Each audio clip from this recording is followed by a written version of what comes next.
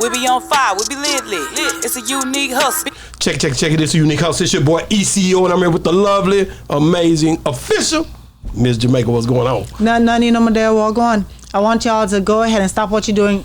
Like, subscribe, follow us on all social media platforms. Share our content. We are on Snapchat, Facebook, Instagram, Threads, you name it. TikTok, you name it, we're on it. Just search Boss Dawg Podcast 101 on all those platforms and you will find us. But definitely, if you want to see our full-length interviews, go to our YouTube membership and go ahead and subscribe. Go ahead and, sign up for our membership package because you get all exclusive content that way, okay? Thank you in advance. Man, hey, man, listen, man, check it, man. Hey, we got a guy in here today, y'all. Really don't need no introduction. He really don't be just on a whole bunch of interviews, so I was blessed to get him in here today, man. This brother family, I mean, it run deep, to be honest with you. When I was listening to him when he didn't realize I was listening to him. I was watching his moves. I had to because it was so close to home, man. Check it, man. J-Dawg's in the building, man. Yes, sir. I want to say yes, sir. Yeah, man, you make me feel real comfortable. I don't do a lot of these. Man, listen. I'm going to be real with you, man. I do this from the heart. That's what make it different, bro. To be honest with you, man, it's so much stuff we going to get into, you know what I'm saying? But the thing is, man, you a legend for me in Texas, bro. And the South, period. See, because I don't gauge it the same, and I'm not going to go there early, but I don't gauge it the same as others because a lot of times the information being pushed down on us, and we ain't pushing the information up. We got to push up harder. You know what I'm saying? To make sure people understand the legacies down here when they talk about you can run through a CD or you can run through a whole album and not skip. We don't get counted in that stuff, bro. I don't know why. I count us, but I'm just saying they be hating a lot of times, bro. Right. And I know that. So I be getting really upset, and that's why that was one of the main things my brother said. You gonna do something about it? I said, yeah, nigga, I got the podcast now, nigga, it's up. Yeah. And that's what my OG, rest in peace, Pimp C, used to always try to push. Yeah. He seen that, Oh man, we gonna talk about that too, cause I'm a big. That's what I do. That's my guy. Me too. Well, go ahead, baby. I'll let you start. Yeah, cause I like to go into the background. I like to get to know you as a person and not really just so much as an artist. I know you were born and raised in East Texas. No, he was born in Houston. Houston. Then how? His grandma and his people down. His mama from Houston down there. Yeah, my sister, my brother, all of them was born in Jefferson. Okay. I was born in Houston. So how are you born up there? She met the old man. Yeah, he was from Houston. He from Houston. So when they met, however they met, they went. So how many of y'all she had? 3. 3. So you were the oldest or what? Baby. The baby. Spoiled. Yeah. Well, I can't say spoiled. I spoiled myself. Spoil yourself. So you were raised in the household with your mom and dad? Nah, just my mom. Just your mom? But was your dad active in your life? Hell no. At all? But did I say this? He probably have some good reasons for whatever, so, me and him, we cool, real cool now. But nah. So you didn't never ask him, what's up? He wasn't even there long enough to ask that. I ain't seen him long enough. So how old were you when you saw him as you got older and you actually got the chance to talk to him? When I started going to high school, he stayed around the corner from us. Okay. And, had his own new family and stuff, so that's when I started dealing with him more. Man. As a young boy, as a young kid, did you have any resentment at that time for him? Yeah. Yes, I did, man. It was one of the things that drove me crazy. I just couldn't understand how nobody could not love my mama. It's like as real as she is, And then me looking just like you being a junior, I had a lot of resentment.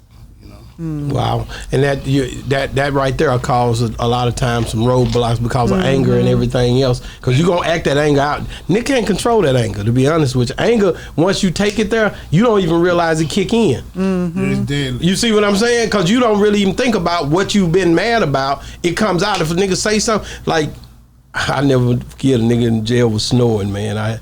I chalked him up. You know what I'm saying? Because I told him to stop snoring, but it really wasn't about the snoring.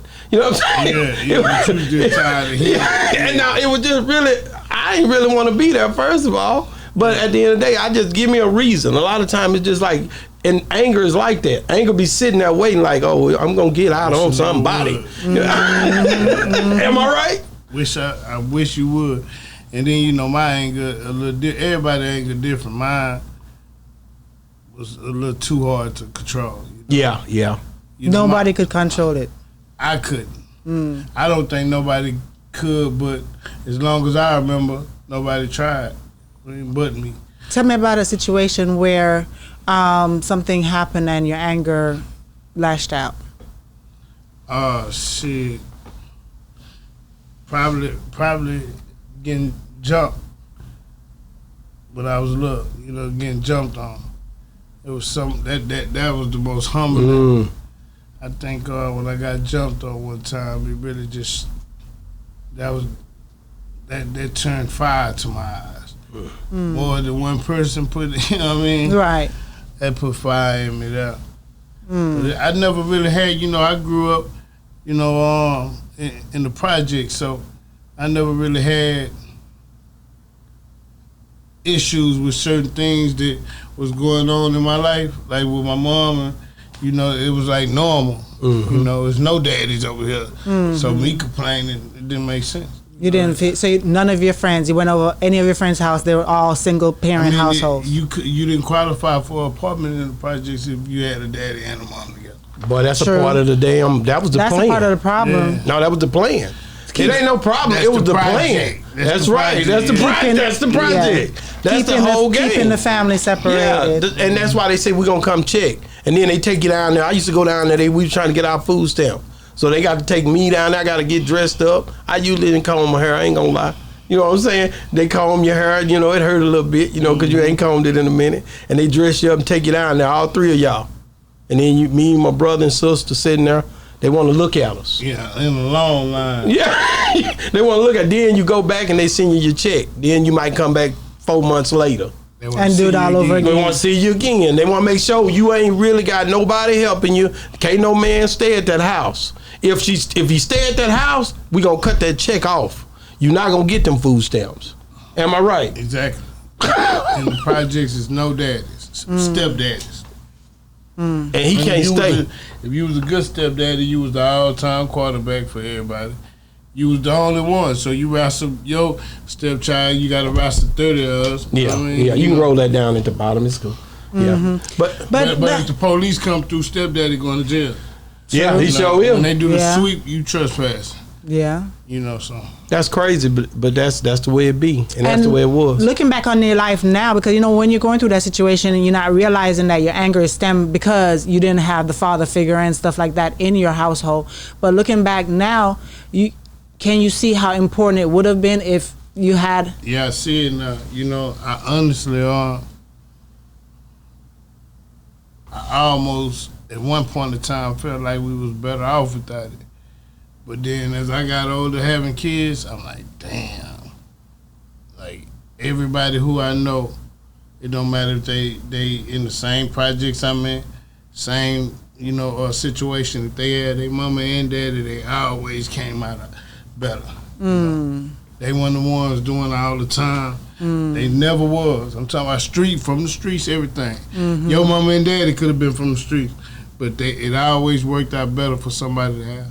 I watched that with my own eyes. Wow. Man, you know, I always, like I said, when I think about just going toward the music a little bit, I always when I would hear your music, the pain was in your music, bro. Like it was something in you. I remember, I never forget my little partner, Papa. I said, man, you gotta listen to this J Dawg. I put him on the J Dawg. He was like, man. I said, when I let him hear, he called me back. He said, man, that cold, cause he been locked up and stuff. I was like, yeah, nigga. It's real. Like it helped. It's like therapy, bro. People don't realize that, bro. It's therapy for people that you already been. Too, though. No, it is. But people who've been through stuff, listen to what you saying, and it's like a ministry, bro. Right. Yeah, they tell me that. No, this the truth. Because a lot of times the nigga can't be reached in some of those places that you can touch just by some of the things that you testifying and giving your testimony on in those verses, bro. And that's some real talk. Is it such a way where when people listen to the music, they feel like, because, you know, before listening to it, they're like, I'm the only one going through this. Nobody else can understand what I'm. And then when they hear it, I'm like, man, I can resonate with what you're saying because I'm going through that too. Yeah, that type of feeling. And it's crazy because sometimes I don't have a good ending of the story. You know, just to share their pain and be going through the same thing they're going through, even if I haven't mastered it or conquered it or got out of it. That alone seemed like, you know, help. Yeah. But how healing is it for you to put that on in your music, on paper, and, you know, get it out and continually have to rap that all the time? It's not as rewarding as it was. Nowadays, it's like, damn, you know, every song, like the features that I get, most damn near every one of them by death or by, right, you know, so because I'm so connected to it. Mm-hmm. So nowadays, it don't give me the same feeling, you know. Man, early on, it was Stomp Down. You know what I mean? I'm talking about just starting, you know, the early stages of SDS. 16 years old. Yeah, I was just about to ask how old. You were young, and not only were you young, but you was gifted at that time. Didn't know the extent of the giftedness, but just knew you had to do it. You know what I'm saying? Like what you meet Slim Thug and all these guys, Boss Hog Outlaws. You meet all these guys periodically. Did you grow up with? It was Mario. That's who it was. Mario. Yeah, we from the same hood. Mario. Yeah. We grew up in the bricks. Slim was down the way. Me and Slim met in school. Intermediate. Okay. So when we started going in intermediate together, that's when we. Yeah, it was a Mario. How's he doing? Had a teenage. Yeah, he great. I can call him now. We talk every day. Okay, good. Yeah, he working hard. He doing this thing. He great. Slim actually from another side of the north side. Okay. But he ended up moving on my end during those school years. That's how we got connected. We actually went to Switch House in the same car the first time we ever did Switch House. But when you think about those early days, those contracts and stuff was so messed up, bro. And you know what I'm saying? Like when you think about, because I talked to everybody. I talked to D-Rig. I talked to, who else did I talk to down there? I talked to that was just talking about, you know, Lil Kiki, the contracts, the not only the contracts, just the trying to understand business at that age. How difficult was that for you? And just even understand what the hell y'all was doing? It was too difficult for you me. See what I'm saying? Because I had people who didn't know to teach me. You know what I mean? So they was trying to learn as they go. Yeah. You know? But it's crazy, right?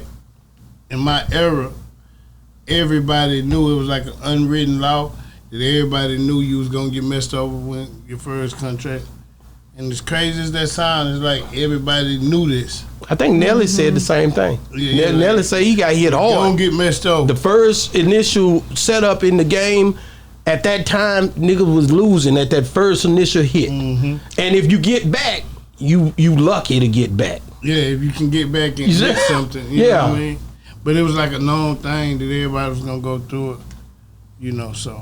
Man, I like the fact of, so how did you feel like when you was doing the music in the midst of being in a situation where you didn't really understand what the whole game? When did you realize like this ain't right, or I don't think this the way this thing supposed to go? When I came home, you know, when I was in the penitentiary, I had the time to sit back and just think of everything.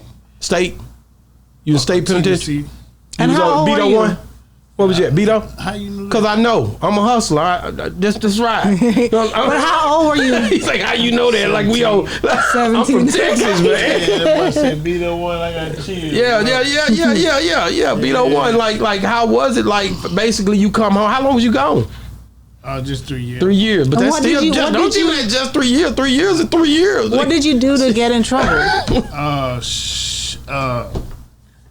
It was, you know how they mess us over when we real young, getting in trouble with the paper. You got that shock probation. You didn't got that damn shock probation. So whatever probation I was on, all the years later when I was older, I'm still dealing with this violation here. So the last violation sent me down. Deferred, adjudicated. They did all kind of stuff. They had names for this stuff. Yeah, it was deferred for me. See what I'm saying? I know because I know the game. It don't make no sense, you know. That's what's happening to the young. It's sad. They showing them papers. And that's the first time you went to prison? Yeah. You 17? Yeah, that's our age. Right. To be able to go to the penitentiary. I was locked up with some. It was some 15. They tried 15 years as adult. It was very little. Yeah, in TYC. Yeah. It was but it wasn't a lot. It was a low percentage. But they would do it if they could get over on them in that county. Yeah. You see what I'm saying? They didn't have them all the time, but you would see them sprinkle through. And now I think it's even at all time high. Now. Yeah, Texas the worst. Yeah, Texas got 160 some prisons. Way more prisons than anybody any other state in the world. In the world. Yeah. And it's crazy because the first time I ever was on the road going out of town and shit, it was on the Bluebird. On that damn bus. I exactly know what you're talking about. That's the biggest trap ever. Man. The first time you went to prison, what was your thoughts as a young man being locked up? I knew I was going to go to the penitentiary. I'm from the bricks. Okay. Everybody over there, you know what I mean? It was expected. Yeah, so it's crazy to me that nobody want to go to jail, but I was waiting on my time, you know. Do people sit you down and say, okay, you going to go one day and this is what you going to see, this is what you going to expect, and this is what's going to happen? Yeah, they do it more in the threatening way. You know what I mean? When we young, we messing up in TYCs and YMAC and all that, juvie, you know, and they let us know you ain't ready for that, you know. But it was the same way when we was in intermediate school and they were saying, when y'all get to middle school, it's going to be serious. You know what I mean? In middle school, they say, when you get to high school, they ain't playing, but you know. Did you go to did you hit a transfer facility when you like Gurney or something? Of course, I was Gurney. So what they tell you on the Joe F. Gurney unit? Yeah, but ain't that crazy? They say, hey, man, what's that dude they said down there from Maker's Home, man, been down there, he was yanking the toilets out the ground. He was so I don't even know who it is, but I just know. Was he crazy? Dude was shake. Nah, he just strong like that. He was crazy. He was definitely crazy. But the crazy part is, that girl? Is she down there? Oh, 6'4". Yeah, she marched, but she was down there. Yeah, Gurney, you gotta go through that. Yeah. That's some trans again. That's some trans. Middleton. It was crazy. Middleton too. Gurney had good breakfast though. Yeah. You like that. You like that pancake and peanut butter. Peanut butter. That was you know? Do you still eat pancake and peanut butter today? No. Man, even when it comes to the spreads, right now in the world, you can buy all the best. Oh yeah. But the spreads in jail is 10 different. times better. Show is. Really? Yep. He tried to show me one time. It's 10 times better. 10 times better. We go and buy all the shit that. But you know why, right? You know, nigga gotta be mentally prepared to eat a spread. You gotta be in prison. You got to be. You got to be sitting right there. You got to have the bag. Like you got to have the bag. You got to have the cheese whiz. You got to. That ain't no. You got to have the bag. You got to mush it up. It got to be about 3-4 niggas standing around. With crackers and tortillas. Yeah, we gonna eat this all together. Yeah. We put it in a bag. You know what I'm talking about. Yeah. And roll it around until we get it right. Spread out here as good as the penitentiary spread ever. No, that's real. I agree. You can put the same stuff and just don't taste the same. Don't taste the same. And this the real stuff out here. Wow. You getting the real name stuff. The stuff in there, man. Shit. It's different. All the generic. It's different. So you get home. What was the thing that made you realize, like, man, I got to do something to get, this business and all. Right before I came home. Oh, nigga, what was going on? Mike Jones. What? Listen, man, no cap. You know what I mean? Mike Jones, I didn't even know he rapped. When I left, he was like part of the promotion team. He handing the flyers out, and I didn't even know he can rap. Matter of fact, he even at one point in time was damn near like the designated driver when we on the road because he didn't smoke, he didn't drink. So man, I'm in the penitentiary, man, around killers. If anybody here, if somebody say who, everybody say Mike Jones. Yeah. And when I seen the picture of him, I'm like, man, this ain't the designated driver. Fuck me up. But then in my mind, I'm like, damn, this is how far we taking. To see before I left, I just wanted to hear my hood represented. Yeah. in the car riding by. You know, that You was, wanted to hear it. I didn't platinum and all that old shit. Thinking, Dawg came in with his marketing plan. I told him that here when I interviewed him. I said, ain't no Marketing nigga really genius. come in. I gave him an award for marketing genius. You got to come back on here too. Yeah. Don't let this be the last time you come on this show, bro. man, listen, I'm Cause we family, gotta, man. we gotta keep it going because I be blessing my people. I gotta show my people love, bro. Now nobody we can't wait on BET and all that stuff. We gotta do it while we love each other, bro. While we got each other. You know what I'm saying? But I'm just. What y'all thinking about Tyler Perry buying BET? He didn't get it. I heard he didn't They get said it. it fell through. Him and somebody else. It fell through. They didn't want him to get it after he got so close. You know how they put just that bait out tease you. there. They don't want that nigga. But he need to just start his own network, and you got the And money he too. can. People Yeah. would follow. We got already one black person. Yeah, out there on yeah. there. That's the bald head boy, the weather guy I too. forgot his name. What is his name? I don't forgot it, but I know it's Byron Allen. Is that it? I think that's it. Byron Allen, the one got it on. Yeah, I think that's him. He got the Weather Channel. I know. He worth that money. Look it up. It's Byron Allen. I can't believe It fell through on him. It fell through on him. Who got it right now? It ain't even a black person that own BET. No, hell no. How the hell you own black? Yeah, it's Byron channel Allen. and you're not black? They sold it. They had it though. That's just like me owning the Mexican channel and I ain't a Mexican. Yeah, Byron Allen makes $10 billion bid on Disney, ABC. He's still trying to buy stuff. Byron Allen is the guy that pretty much running and owning different stuff. And we Yeah, I keep heard. watching it. We keep watching BT and all that stuff, although don't we watch don't it. own it. Black entertainment. That's just like the Black Lives Matter. What if white people own the Black Lives? They said atheists wrote the Bible. I heard that before. Yeah, it could be. But here's what I'm gonna I mean, now they said atheists made not wrote the Bible. Atheists made the Bible page on the phone, the app. The one on the app, yeah. Well, King when you James look app, at right? when you look at who wrote the Bible, you know it scrolls and all that. You start going through a history, and you end up in the East and all that. And 2 or 3 different groups of people wrote the Bible, but put it together at different times. Right, You know what I mean? right, But right. when you get out into the crops of it, like apps and stuff like that, anything could be happening. Because anybody trying to make some money, they don't care nothing about nothing but trying to make that bread. Yeah, that's sad. You know what I'm saying? But We in a crazy world when it comes to that. yeah. I just, like I said, when I look at you coming home, when you get home, you hear the Mike Jones who you get home, you got to try to get your business together now because you grow. People don't realize when a person go to prison, right? When they come home, they be like, man, you changed. Nigga, it's been 3 years. Hell yeah, I changed because I done had time to think. Really, nigga watching his back. I got time to think about all you niggas out here who ain't never, y'all ain't writing me. You Ain't ain't put no really money thinking in your about me. books or So I'm nothing. cool with None that. of that. Okay, so when you come home, what's the first thing you do? Try to get your business straight. Man, when I came home, man, I was still green. I was still blinded. I still wanted to give me a brick. Yeah. I'm thinking about selling dope. Well, what was the first song that you did, and who did you work with? You went back with you Slim talking them, about- yeah, like the you music. talking though. about the recent time I came No, home. I'm talking when you first come home Last back recent- then. No, Okay. back then when you come home, cause niggas waiting on you. You was popular, man. Yeah, when I came home, everybody was wondering did I have a lot of music. I ain't writing out one rap in jail. No, it wasn't. When I came home, I damn near did a project in 1 week. You know what I mean? Like the Behind 10-1, when I came home, I did that so quick it was ridiculous. You know? But why Wow. you didn't write while you were in jail? Because I've never couldn't. heard what you just not depressed. Nah, I wanted to press it out. I don't know why. That's the only thing. The second time I ever cried in jail. Mm-hmm. Because I was talking to God, I was like, you took my talent from me? You know Yeah, what I mean? yeah. Oh, you thought something was wrong because you couldn't write, I you couldn't do, you yeah. couldn't think. I'm like, I can't Give believe me it. spirit. Yes, I'm Yeah. like, you took my And talent. then Why it's did ne- I do so bad? I'm begging him, please. don't And you know do them niggas in there, they expecting to hear you rap or something. it. Oh yeah, they would. You know that. Yeah. Them niggas in there beating on tables and chests. Yeah, they wanted to hear.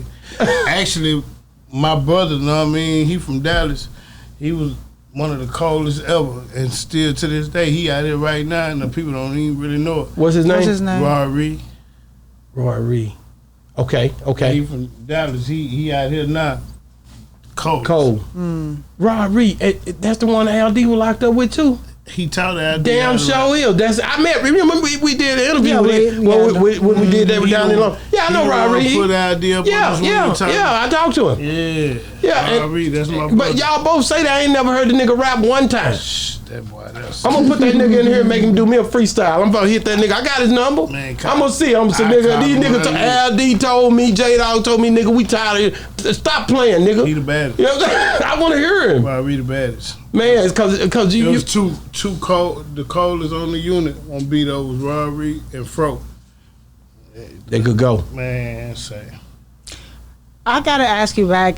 Did you ever get an answer from God why He did that to you while you were in prison? Because you know sometimes after He let me live by the answer. If that makes sense. Like as I kept dealing with him and in so many ways he was showing me, you know, I can do this. Yeah. You know what I mean? So if you play with this, I can take this back. Yeah. You know what I mean? And if you play with it, you know, you don't do right by it, I won't give it back to you, you know.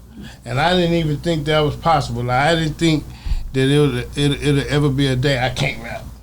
I can't even put my thoughts together. Yeah. And he took it. because you think that all you need is your voice, but really that's not all you need. I don't never remember learning how to rap, so how it's gone. You know, that's how natural rapping is with me. So like, how is it gone? Yeah. It was absolutely gone. Talking about I couldn't even beat on the table. And You couldn't even come up with nothing. I thought. He wanted you to spend that time with him. Yeah, Okay. I was so scared because I was like, damn, I ain't never did nothing but sell dope and rap. So did you go back to Boss, or did you link up with Boss Hog Outlaw as soon as you came home on that, after that bid? Mm-hmm. And y'all, what was the first music that you done? And it wasn't behind 10. You didn't do that the first exact soon as you came home. Nah, it wasn't. It was man, I could be wrong. I believe it was Serve and Collect Okay. project. Yeah. Where y'all heard Riding on Fold. Yeah. Yeah, I think it was. Boy, that riding on fold, boy, that's stupid. Man, I talked to Mr. Lee about that. I talked to G and B Dunn. Them niggas told me they wanted that and they didn't get it because they thought they were going to get the beat. They did a beat, but they couldn't get it. But they told me Mr. something. Mr. Lee did them bells. Bro, them niggas told Like me. 4 people did beats. B Dunn them was great. Every time Rayface, yeah. he a genius. Yeah. Every time he brought one to me, I was like, that's it. And he left. I'm thinking, that's it. Come back with another. And I was like, nah, that's it right there. He left. Came back with another. Man, that's it. We can't. Be like, don't show me no more. Yeah. Came back with them bells in a minute. Mr. Lee did it twice. You know what I mean? Did a beat twice. That's the one though. We heard that, we knew it. And I know B Dunn and G Luck told me that you would rap to like Eminem or another beat. I did that whole song to Eminem. Yeah, that's what they told me.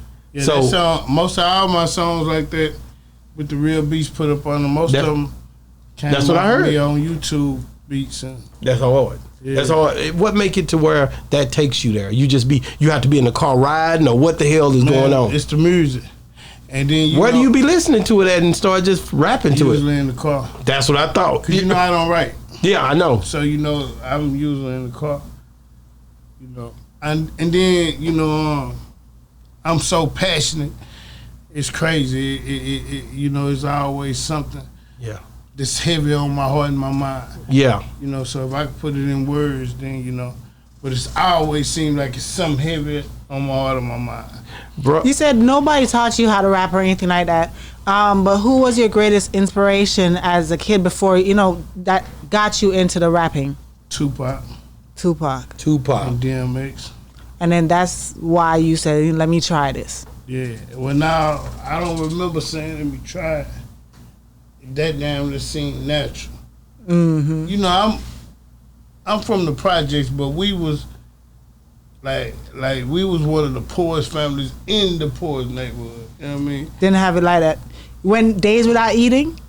I don't remember ever going without eating. Okay. One thing in the projects, man, you gonna somebody eat. go eat. Yeah, you gonna eat. You gonna eat. Man, new wave, same water.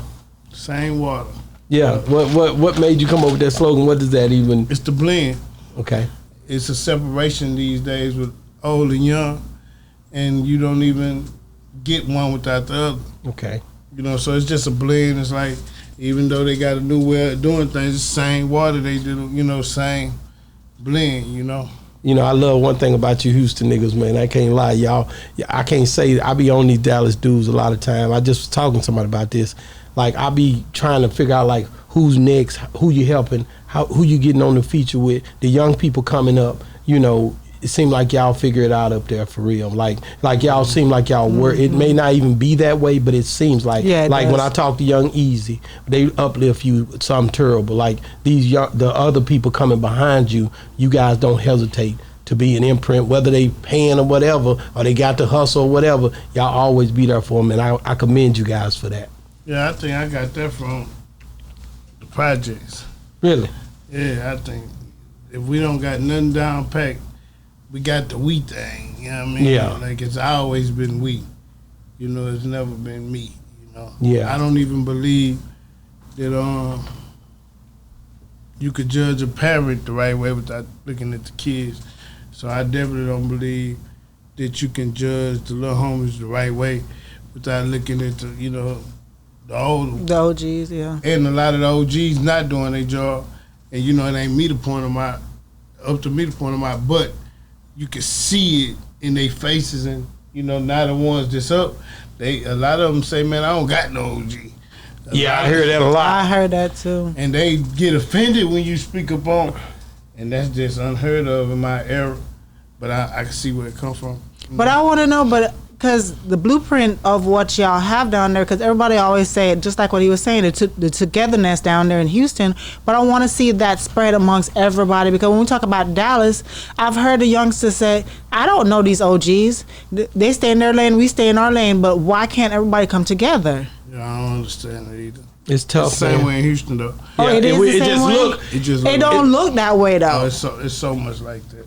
It's the same way, and I think everybody else look at everybody else's and they like, It looks and better. buy it, but it be the They same. say the same thing about Atlanta. They say Atlanta is so And together. then we talk to the Riz and all them, and talk And they to all the said people that it's down still there. separation. Say the same thing. So much competition with each other, man. I don't understand it. Wow. First time seeing yourself on BET. How was that? It was interesting, man. Man, I can't even lie. I don't even remember too much. What was the first time? 106 in Park? Yeah. I think it was That No was the Ceiling? first time we was on BET 106, I think. Yeah. Like what? Oh no, the basement. It was Tigger. In the basement. Yeah. Okay. Yeah. What did you think when you seen yourself? I should have did more. You felt like you could have brought it harder? Not harder, more. More. Yeah, because you know. Which song was it? Because I don't want to have it wrong. They just dropped the beat in the basement. Oh, you talking about just you being in there? Oh, you was in there, you on it like that. Yeah, That was the first time? Yeah, the first time. You didn't feel like you killed him because you J-Dawg, man. I didn't. Who was in there with you? Me, Slim, Kylie. I think I remember that now. Kylie on, PJ, Chris Ward. I think that's it. Are you a person that's always hard on yourself? Yeah. So you gonna always think that no matter what, then? Right. I'm real hard on myself. So when you went back and watched it, what was your? You said I could have been I hard. didn't go back and You didn't watch watch it? I'm so petty. I was like, fuck it. I ain't watching it. I ain't watching. You just knew you could have done better. I just knew if I would have been 100% me when I went into that room, it would have been, you know what I mean? Epic. You know, Was it just cause I ain't gonna lie, when I hear you on the track, I expect you to bring the hardest out of everybody. I don't care, and it's sad because I love Scarface, but when I heard you on that Scarface track, I still was waiting like J-Dawg for to eat this hoe. Like that's the way we be feeling for you, bro. yeah, man. I'm being real. I'm over appreciative because you know faces like Yeah, and I'm telling you, even that's why I said his name, because it would be, you wouldn't think that a nigga would be anticipating the way, because I think you came last on that verse, and when you came, a nigga was waiting on it. It made it like we got to hear what J-Dawg gonna say, and you didn't let us down either. You know what I'm talking about? How was that? You got to break that down for me. I didn't just say that just man. for I by. didn't even hear a face on it before I got on it. You know what I mean? Yeah. I just heard Slim kill it. But he told me Face was gonna be on it, so that was enough for me. You knew you had to bring it. Well, you know, all I do is tell my story, so I ain't really lyrical. I know that, but so you know, I just you know when you giving. You just said I didn't give it my best shot when I was in the basement. You know when you get on that track. I was nervous in that basement. I get it. I want, you know what I mean? I was nervous in that Because that's the first time you're doing something like that. Like, man, I'm thinking about it. I watched this shit, man, and if I fumble, how embarrassing that would be. So I guess I wasn't, you know, I was a little nervous on the fumbling part. Wow. I did not want to fumble. So you've been back on BT after that, right? Because you went to 106 award shows, award show and stuff like that. But you've never done anything like that again live on BT? Nah, well, they don't have too much of nothing no more. You know, they don't have the shows, the basement gone, 106 gone. They need to bring all that back. Because that was fun. I remember them days. I think Tyler Perry would have brought some of that back. I was hoping so. But then if he starts something new, it's almost like you'd want him to not bring that back, but do something totally different because you don't want to make it feel like he's trying to copy them. It ain't too much you can do if you got any kind of competition against BET. I think you're going to be hard to win against BET. New BETs, though. Yeah, that's true. They say that about podcasts. That's right. I watch more podcasts. Yeah, because I really need a freestyle today. I ain't going to play with you. I really need something. I'm going to put something on. We're going to put them earphones on before we get out of here. I don't watch no more podcasts. Really? I don't think I ever watched That's all men's thoughts something to do every day. like no BET page or nothing like that on the phone. I'm going to be honest with you. I got to have a J-Dawg freestyle. Who y'all favorite podcast? Me. I'm saying outside. You know, so it's like what? Yeah. What? Now, if I'm gonna watch one, let me see who it would be. If I'm gonna watch a podcast, I mean, I ain't gonna lie. I like the interaction of I like 85 South. Yeah, I like them. Like because that they've been on here, they be coming on my show. So I mean, and not for that reason, but then they some brothers like me. We country niggas. So at the end of the day, I think that's why it means when I watch them. It means like I could see myself in the whole situation because they might say anything, they might tell us something that would happen in the country, and then being a country nigga, I can relate to it. Or if Rick Ross get up and walk out the set and don't come back, stuff like that, that's hilarious to me. Yeah, that's super funny. And then I'm in here checking him about it on here, me and Carlos, I'm giving him hell like, nigga, you ain't all that, nigga. Say?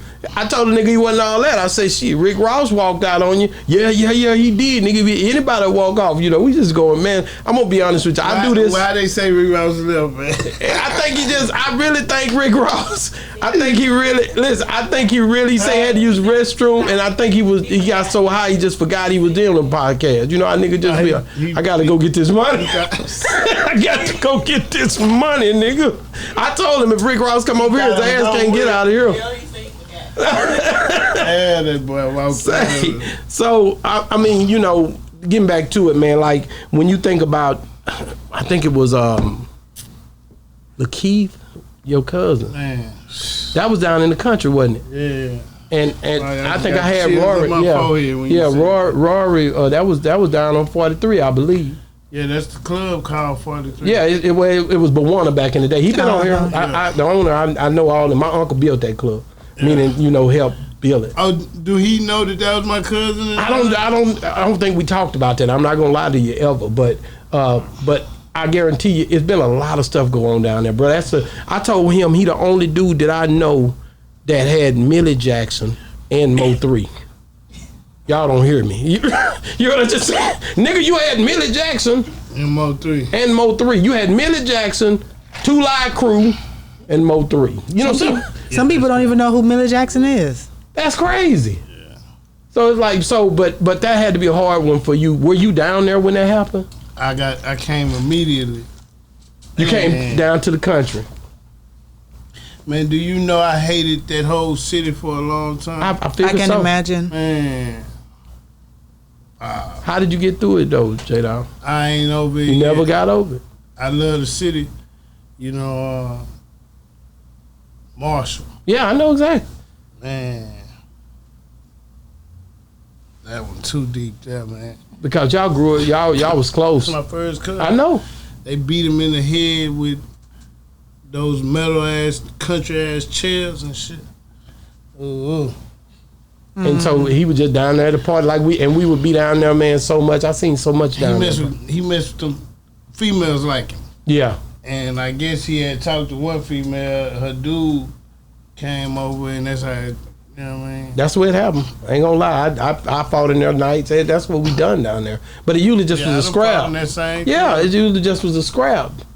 Yeah. But for you, to go back home, it had to be a long ride back to Houston, man.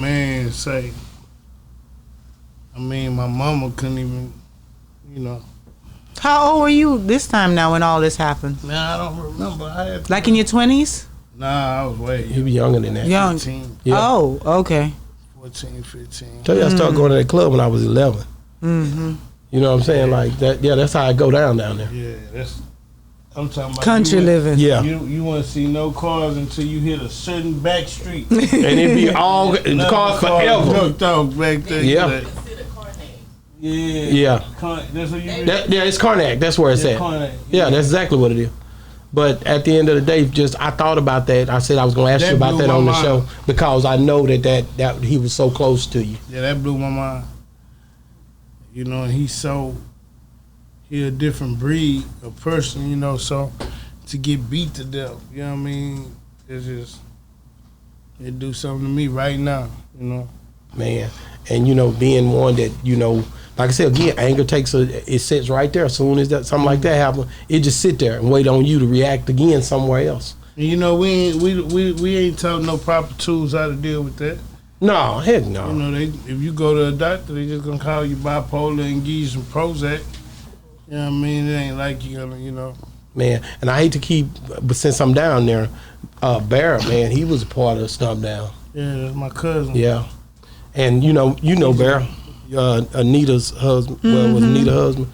And you remember we went over there. I sold him some stuff. I took stuff home. I talked to him right before he passed. Clothing. I would go down there and I'm gonna stop by there and get him some shoes, some whatever they need, man, because that's my people. So I was always gonna go there, even though I had 5 stores out here. I still go home. I always go home. I even had a store in Marshall for a little bit, but I would always take something down there for my people, bro. Yeah, they don't have nothing down there. No, not like that. Everything that's name brand and that's really nice. And that mall closed to sell. Yeah, the mall closed. Shit, that mall didn't have nothing. It didn't have nothing when it was open, did it? You better go to Walmart. But when you think about Bear, I want to share some just tell a Bear story. Like rapping with him or just hearing him. That's my little cousin, man. So his mama and my mama was so close. It's to the point where everything since he was a baby, we've been around each other. So with Bear, just even him telling me he want to rap and hearing him for the first time, it was all amazing to me. I'm like, damn, you can really rap, And it used to trip me out. I just can't believe he did. That's crazy. Yeah.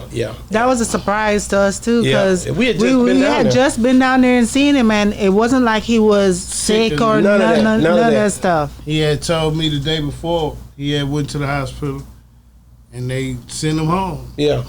So when he said they sent him home, I'm thinking you get sent home, you're that all right. You good. Shit, the next morning, I get the call. Yeah, I remember, man. I couldn't believe it. Couldn't believe it. His mom is was my favorite, ain't it?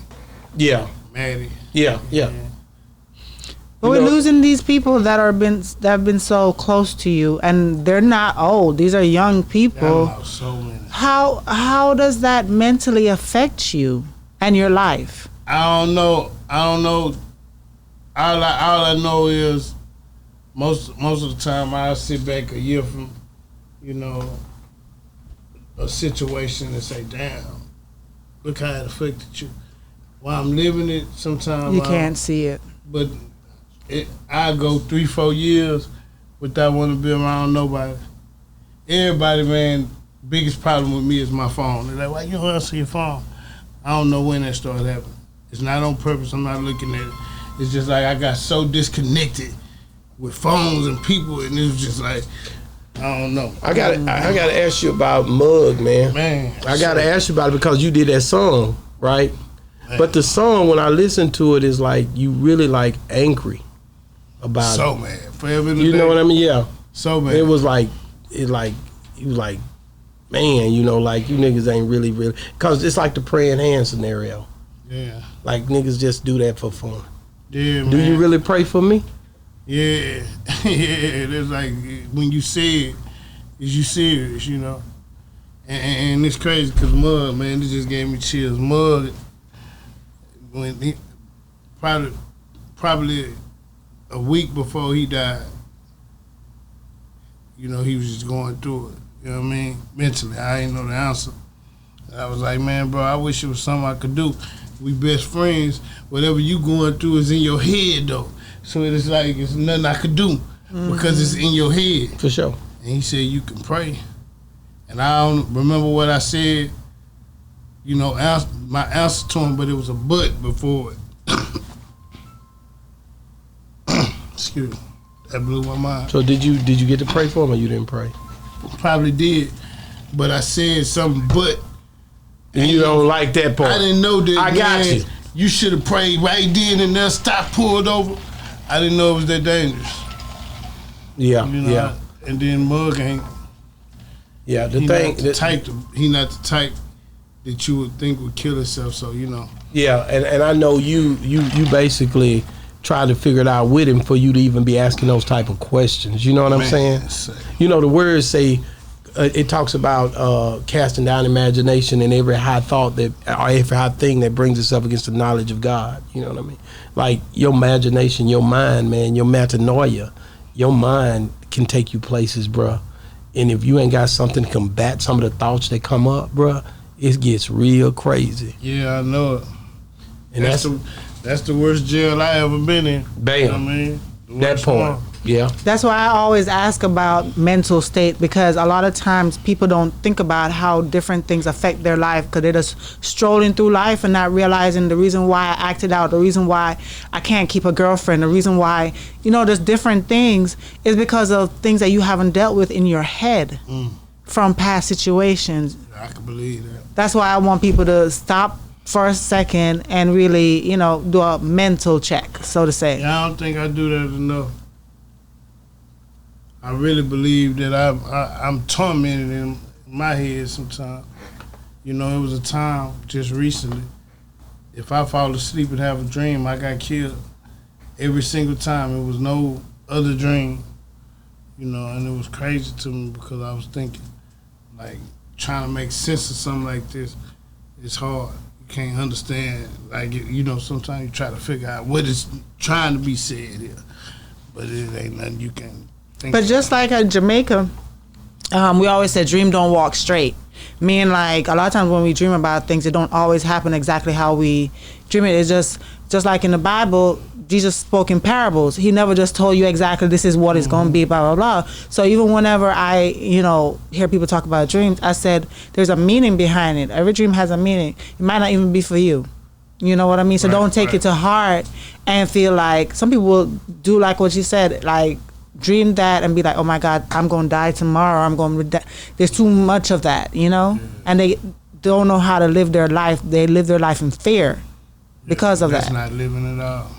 Yeah, I mean, and the thing, That's not living it out. Exactly. a lot of time we do use coping mechanisms, you know what I mean? Drinking, smoking, whatever we can to try to figure it out. And those things ain't nothing but pacifiers, really, and things that really, it can't take the pain away. Ain't no answer.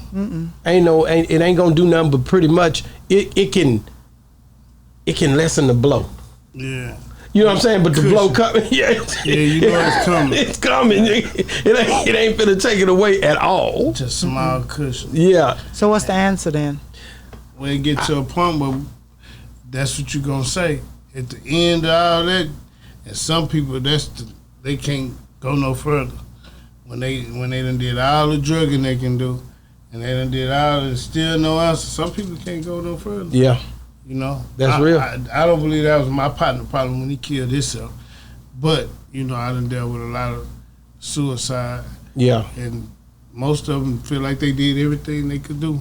Tunnel vision. Yeah, they really feel like any option you can give them, they done win there. And Wow. they can't take it no more. I can't see myself doing it to myself. I think the me neither. answer is just putting all your trust in God and say, you know, God, whatever you have for my life, that's what I'm put all my trust in you, because I don't know and you ain't telling me. So guess what? I'm just gonna walk by faith and do everything right according to as much as I can. And keep it pushing. Like, why you gonna stress over something? You can't stress over something that you can't control. Some people don't even know they can talk to God like that, though. That's a whole challenge, opening up, to being able to open up like that. Because it's not easy, you know what I mean? Like, if you think about it, a lot of times, bruh, if you ain't even, you know, it's a place where you gotta hit rock bottom, or you gotta, I always call it your 3 days of dying. Like you gotta go through this spot where nobody can help you. You see what I'm saying? In order to even touch, or either get, you know, to even touch or feel that spot where you talking about where you can start to change. That ain't even the change. That's the place where you just turning the curve. You see what I'm saying? That's just the start of it. I've been through that a couple times. Yeah. But when you said that some people don't even know that they can pray, when did you started praying before every show? You know, I'm from East Texas. You know, I'm from Houston, East Texas. And if they don't do nothing else, they gonna Pray. They gonna go to church. They gonna, you know. So me coming up, I always knew God was down, and I always felt like I had some kind of personal relationship. As I got older, he was showing me. Like, he started showing me. But when he took my talent from me, that did it. That's when you started doing that. Man, I say, man, that's crazy. Because, you know, we hear that. Our parents used to threaten us, say, you know, I bring you in the world, I could take you out. You know, but when God took my talent when I couldn't rap, that's just like him taking my ability to eat. Yeah, for sure. I literally can't eat. Yeah. That is like unprecedented. No, I get it. How did you feel when Snoop Dogg? How did Snoop Dogg end up jumping on that remix, man? Man, he just did it and sent it. He just did it and sent it. He got to be the realest cat I know. Explain to me how that day went for you. You know, I'll be trying to get there. Man, my mind was blown. Which I know it was. This man did a new chorus on there. He did 2 verses. Wow. And he talked for almost 5 minutes on there. Show love. Man, J-Dawg, that's my brother from another mother, and all this, and I never met him. But he showed love. Man, past That's love. favor, bro. Yeah, that's past love. You know, favor ain't fair. Yeah, it ain't. But so, and you didn't even see that coming. No clue. How did he get it to you though? Through somebody that he connected with, one of his family members, to stay out here. Oh, and he was like, he remember J-Dawg. It's my head up. Well, how was your day going though? Did it break the ice? I mean, did it break? I can't remember nothing. I just remember it changed the motor thing. It threw me for a loop. This Snoop, you know what I mean? This the OG, this Uncle Snoop. And you know, I'm a Pac head, Pac gone. This is probably one of the closest I can get to a Pac. You know, I was just like, wow. Man. Unbelievable. Thank you for always, that whole project was dope. You know, that one there, that's why you mentioned East Texas. Listen, that whole project was dope, bro. Yeah. Like, even the part, I think you did a mama song, like a Pac. Yes. Man, yeah. You did that song, and I was like, man, because I lost my mom, you know, early on. So a lot of times when I would hear that kind of stuff, it strengthened me. You know what I'm saying? Oh, it made you feel better. It made you feel better. No. I already know, because I know who God is, bro. Like that when she loved God, so that made me start searching. You knew God had him. Well, I didn't really believe in God like that. It made me go research it, and that made me go on a venture to where I knew He was real. So that's what gave me comfort, because right now you know He real. Yeah, for sure. But during that time when she passed away, I had to go find that. I couldn't just believe her, because I was like, man, she ain't educated enough to know what she know about God, but I got to go find out if it's real. I might be a Muslim. You know, I ain't going to lie to you. That's how I was thinking. But when I started researching the book and started looking through all the scrolls, it's real. I couldn't figure out nothing wrong. It was all right. I ain't found a flaw yet. Yep, it was all right. So that's the one thing. Who is that right there? Let's talk about it. AK, I just want them to see this before I pour it up. Already? Yeah, this Dallas, one of Dallas' own AK. My little brother, man. Shout out to AK, man. let's talk a little bit about associates, man. Let's talk about it.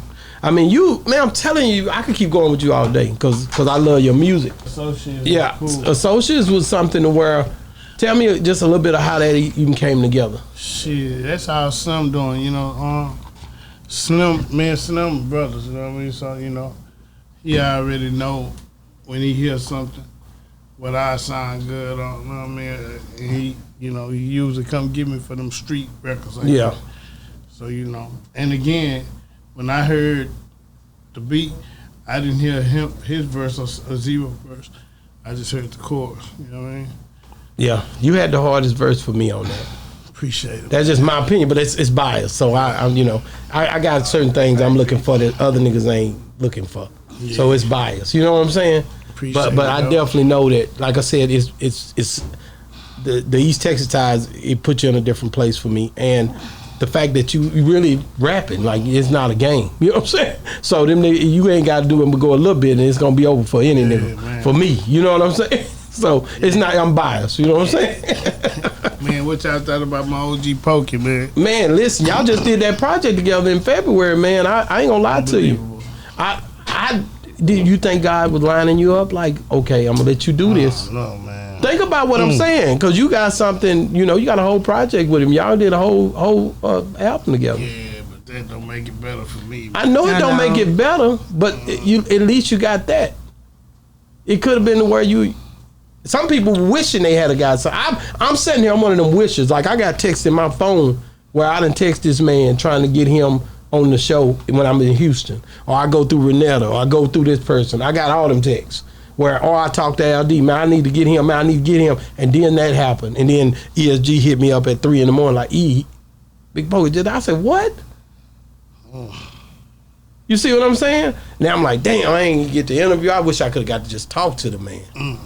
The thing that people don't understand is, and you know, I'm glad I'm in this industry, but people who are actors, entertainers, anybody that's on the camera, they're leaving something for their kids.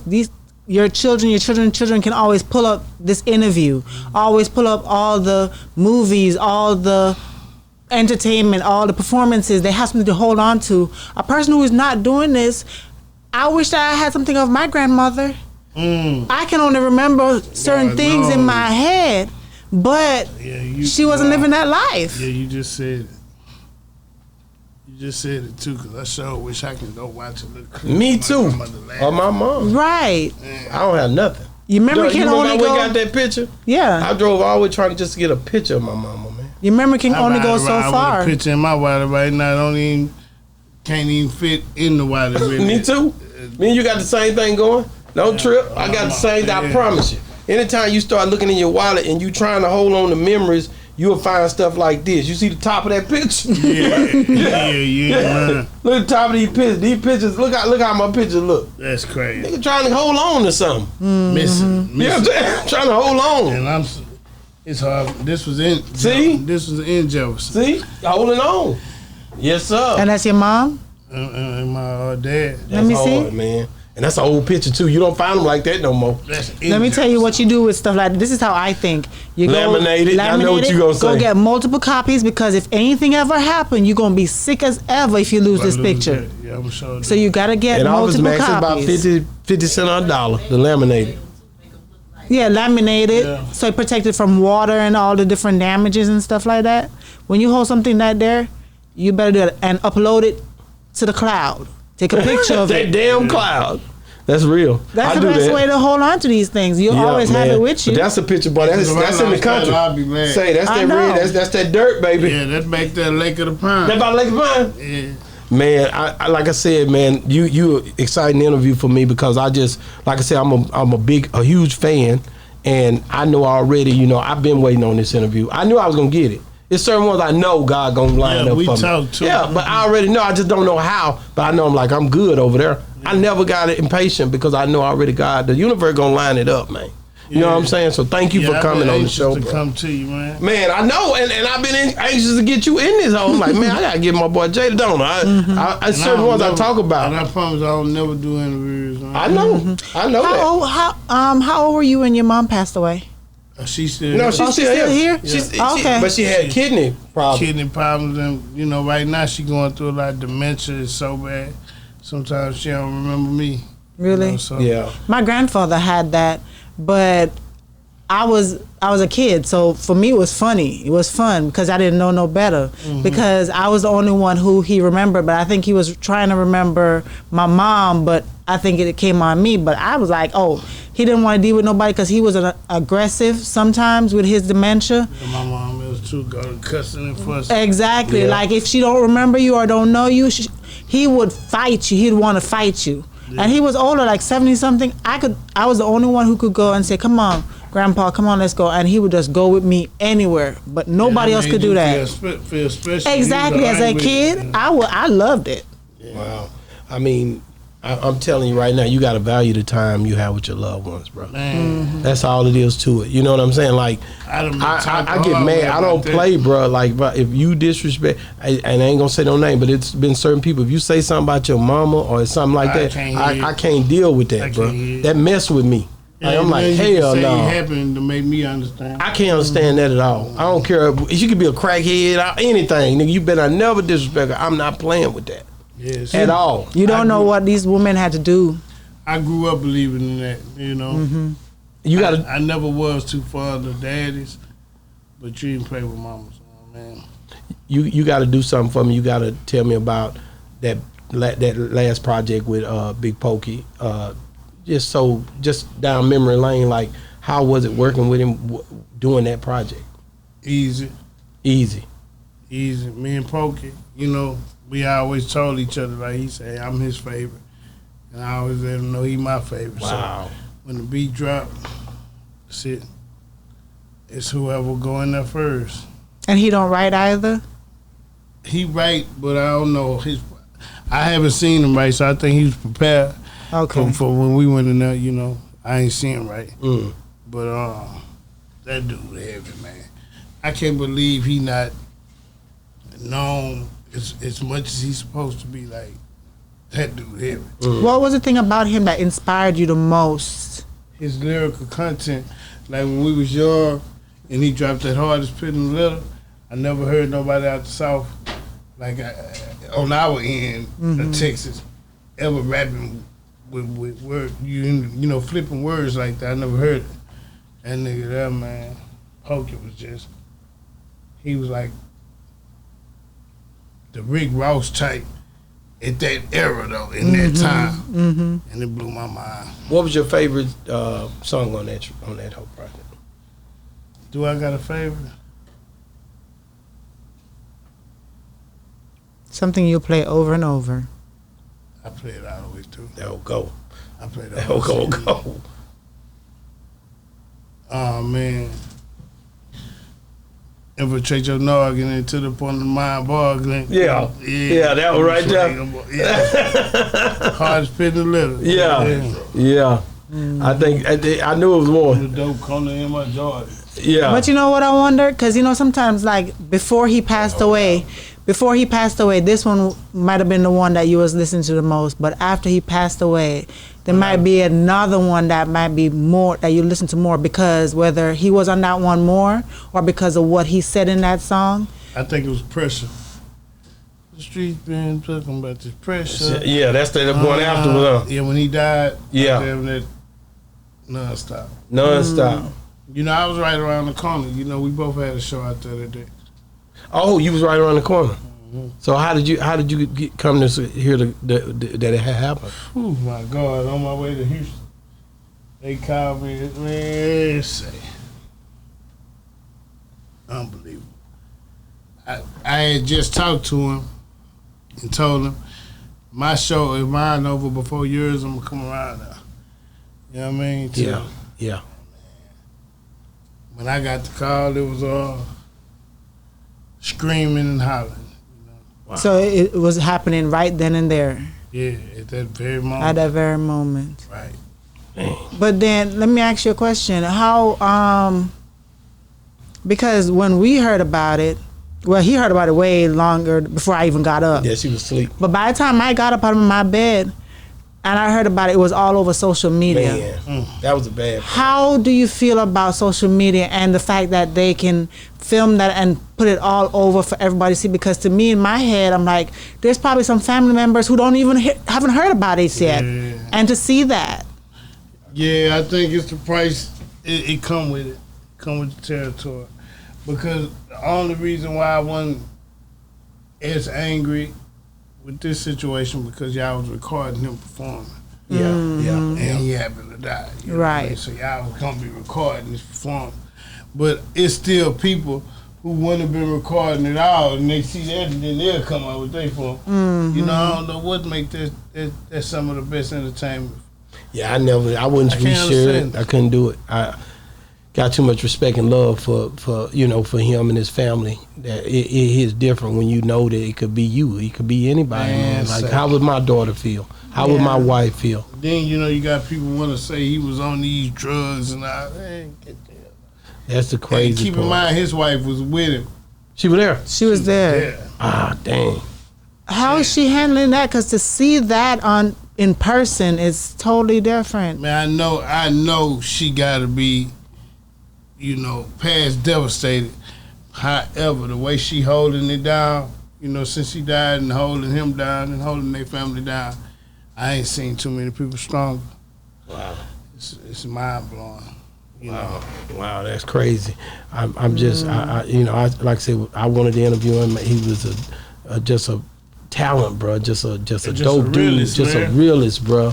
I just was like, dang, man. I couldn't fathom it, man. It's something. You a leader in the city, bro. Like, and I remember, and not trying to bring up Ole Miss, but just I remember how you was vocal when the Trey and Zero thing happened. You went crazy about it because I felt like you was connected to both of them, and it was frustrating to you, and that's why you was speaking. I don't know, but in my mind, I be trying to figure this stuff out. Yeah, nah, you in the nail on the head. And you like, this here pride, this our business. I mean, everybody in the city know that me and Trey, probably, the two closest when it come to, but, I'm just, me personally, when I'm so for Texas in the city. I came up on the Pimp C teaching. Yeah. Knocking those down. So, I'm just so for us to be together.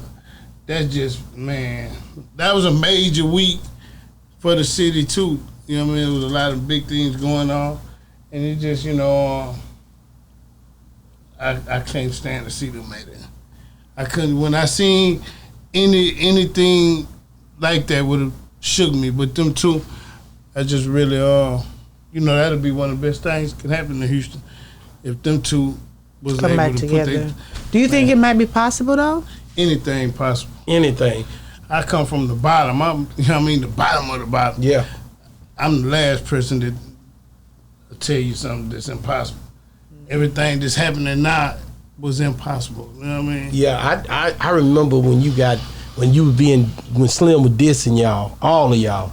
I was and when that was going on. Yeah, I remember. Yeah. And I was like, how this gonna work out? Because I know the nigga, even in his verses, I knew he had love for you. I ain't gonna lie to me. I was like, this nigga had love for J-Dawg. I can't believe he even played with me. You know what I mean? But we was on. Truth be told, it's too much bloodline in there for anything crazy to ever happen. You know what I mean? So when you do hear, because we real family. Yeah. Like your mama, it was like my y'all at each other's houses. Like I get it. It's different. Your brother's my brother. Your sister's eat out the same bowl. Yeah. So I can't believe he played with me. So you was locked up and you heard it when you heard about it when you were locked up. Yeah, through a letter, through a cow, or because y'all have them little walkmans, through everything. You know what I mean? They was just niggas talking. You know what I mean? I was, I give him his props because he did it. I mean, I ain't, I just didn't think nobody was too stupid enough to play with me like that. Yeah. And he did it, so that And made me say, damn. What when you was in that cell, what you was thinking? Like I'm what? gonna tear your motherfucking head out when I get out. You in that? What the hell just In my happened? mind, I'm thinking like, boy, I can't wait. You know? But see, this was what people don't know. Slim, I don't care what the world think about Slim now. That nigga there, man, when he was rapping, man, when we was coming up, he was the first one who switched, like showed me something different with the rap game. Like watching him, you know what I mean? Like we were coming up, this switch out, so we already coming up knowing what beat we want to rap.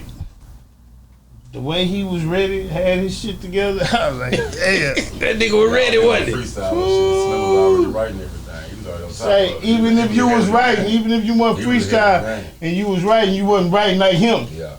You know what I mean? He was on it, wasn't he? We was coming down. You know what I mean? Yeah. He said we were coming down. Them was, boy, I say.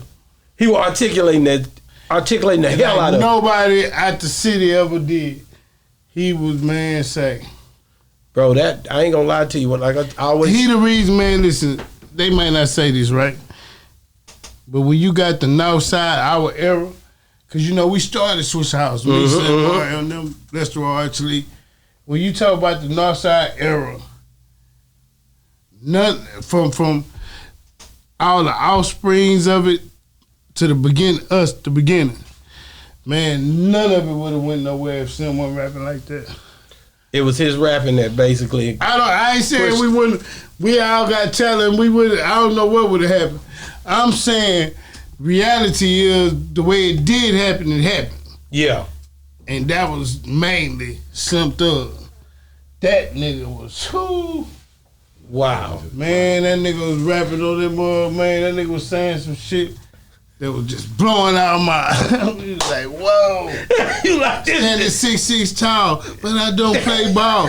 Rather make my fifth four fall while the other four crawl. That nigga crazy, man. Like, This nigga ain't going nobody rapping like this on this, you know what I mean? in. At this age, this nigga going in. Going in, man. Keep in mind, you got songs that. What blew up Mike Jones? Then what was the song? That tipping on fofo. Man, I'm on that song. Yeah. See, that's what they don't know. If you talk about the begin, if you were talking about the real song, Yeah, you was on that one. it's me, Sim Thug, Lil Mario. You know what I mean? We rapping on that. I'm a hoe. You know I'm a hoe. Yeah, I love it. Yeah. Yeah. So they just what they did was Him and Magno. they took Slim verse off of that, and then they put a real beat. Mr. Lee just like he did played right with that up hoe. on, put a real beat up on it, and now you got who was on it? Mike Jones. Mike and Jones, Pow Wow. Pow Wow. But if you talking about the original, you know what I mean? I'm on. You own that hoe. Yeah, it's just we flowing on that. I'm a whole beat. I mean, Slim. That Say, nigga a beast. I don't care what nobody say. From the north to the south side, east to the west. Back then, that young dude blew our mind. He switched the game. He showed us you better get serious. Cause I'm finna, okay. What did you think about it? Cause I'll interview Slim one day, but like, what did you think about it when he signed over to Pharrell and did that venture? All that shit was good to me. In my mind, I was too I'm looking at that's for real. Keep in mind, I'm in the penitentiary, I'm coming home seeing, I'm like, that's for real. I ain't even, you know what I mean? Everything is big to me. You know what I mean? So now if you ask me, after it done happened, I done learned and seen what I done seen. Now if you ask me, I feel like his fan base at that time, now, I'm only saying this because now I know and everything transpired. Your fan base didn't want that. Your fan base didn't want to switch up. Now I know this. Now I mean, fact, if you was on fire, if you wouldn't have went with Pharrell and them just got a couple beats with him and just stayed on your Texas tape, that's what your fans wanted. I mean, to me, this is my personal No, opinion. I get it. I agree. Yeah, I agree. Yeah, kind of. Because when I heard it, I ain't gonna lie to you, because like a boss and all that, I really wanted my old Slim back. Let's be real. I'm just being real. Me too. Not me. I can't talk about what everybody else say. Oh, that was good. But me being a real like a Texas dude, You wanted that I all wanted too? that. I wanted that. Just like if I was listening to Pimp, and I understood when Pimp said that about Big Pimpin' and it sounded different because I was used to that underground grit. Yo, it was two boss of all bosses. It was two of them. Yeah. The first one that came It was out. all freestyle. Yeah, it is that. Nah, not possible. I'm thinking about the his first album with For Real. It's two. I think it leaked or something. Yeah, And they yeah. came up with different songs on it. The first one was hard to the motherfucker. Both of them was hard. Both of them was hard, know what I mean? But That second he didn't one. connect to his main fan base. But of course, shit, just think about it. You young, you slim. You coming in the game, you hot. If For Real giving you advice, man, I think you ought to go this way. Who gonna say, nah, I think No, I ought to stay in this lane. no, I could say that I wasn't on it like I wanted that other, but I understood why he did what he done. Yeah, me too. I understood the bigger picture. Yeah. But now, as far as just the Slim that I love, Yeah, if you ask me my personal, I wish he would have stayed on that Texas shit. yeah, You know yeah. what I mean? But like I say, man, you had people in his ear. You remember on that CD, he had Dre on that mug. Yeah, that's different. You had Dr. Dre on this. You know what I mean? Like, hey man, we coming from the bottom of the north, that dirty north side of Houston. Man, you got For Real and Dre and them on your shit. Blew my mind. Yeah. I'm gonna be real, man. Like that whole time, man. Like I'm gonna be real. I love Slim, bro. Anyway, the music he done, even to this day, Slim gonna give us something. You know what I'm saying?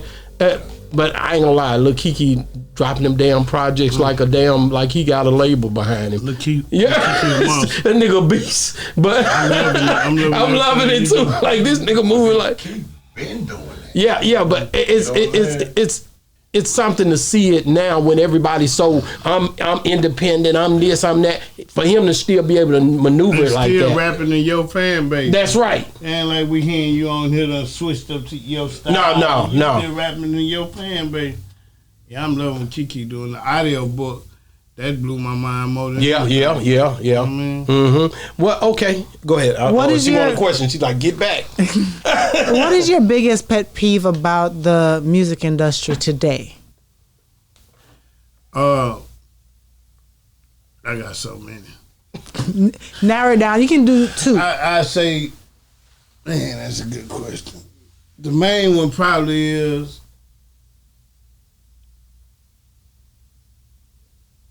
the way they can, and I ain't no hater. I mean, but now you can avoid the shoulder rubs and the handshake, and just the getting connected with your fan base and your people.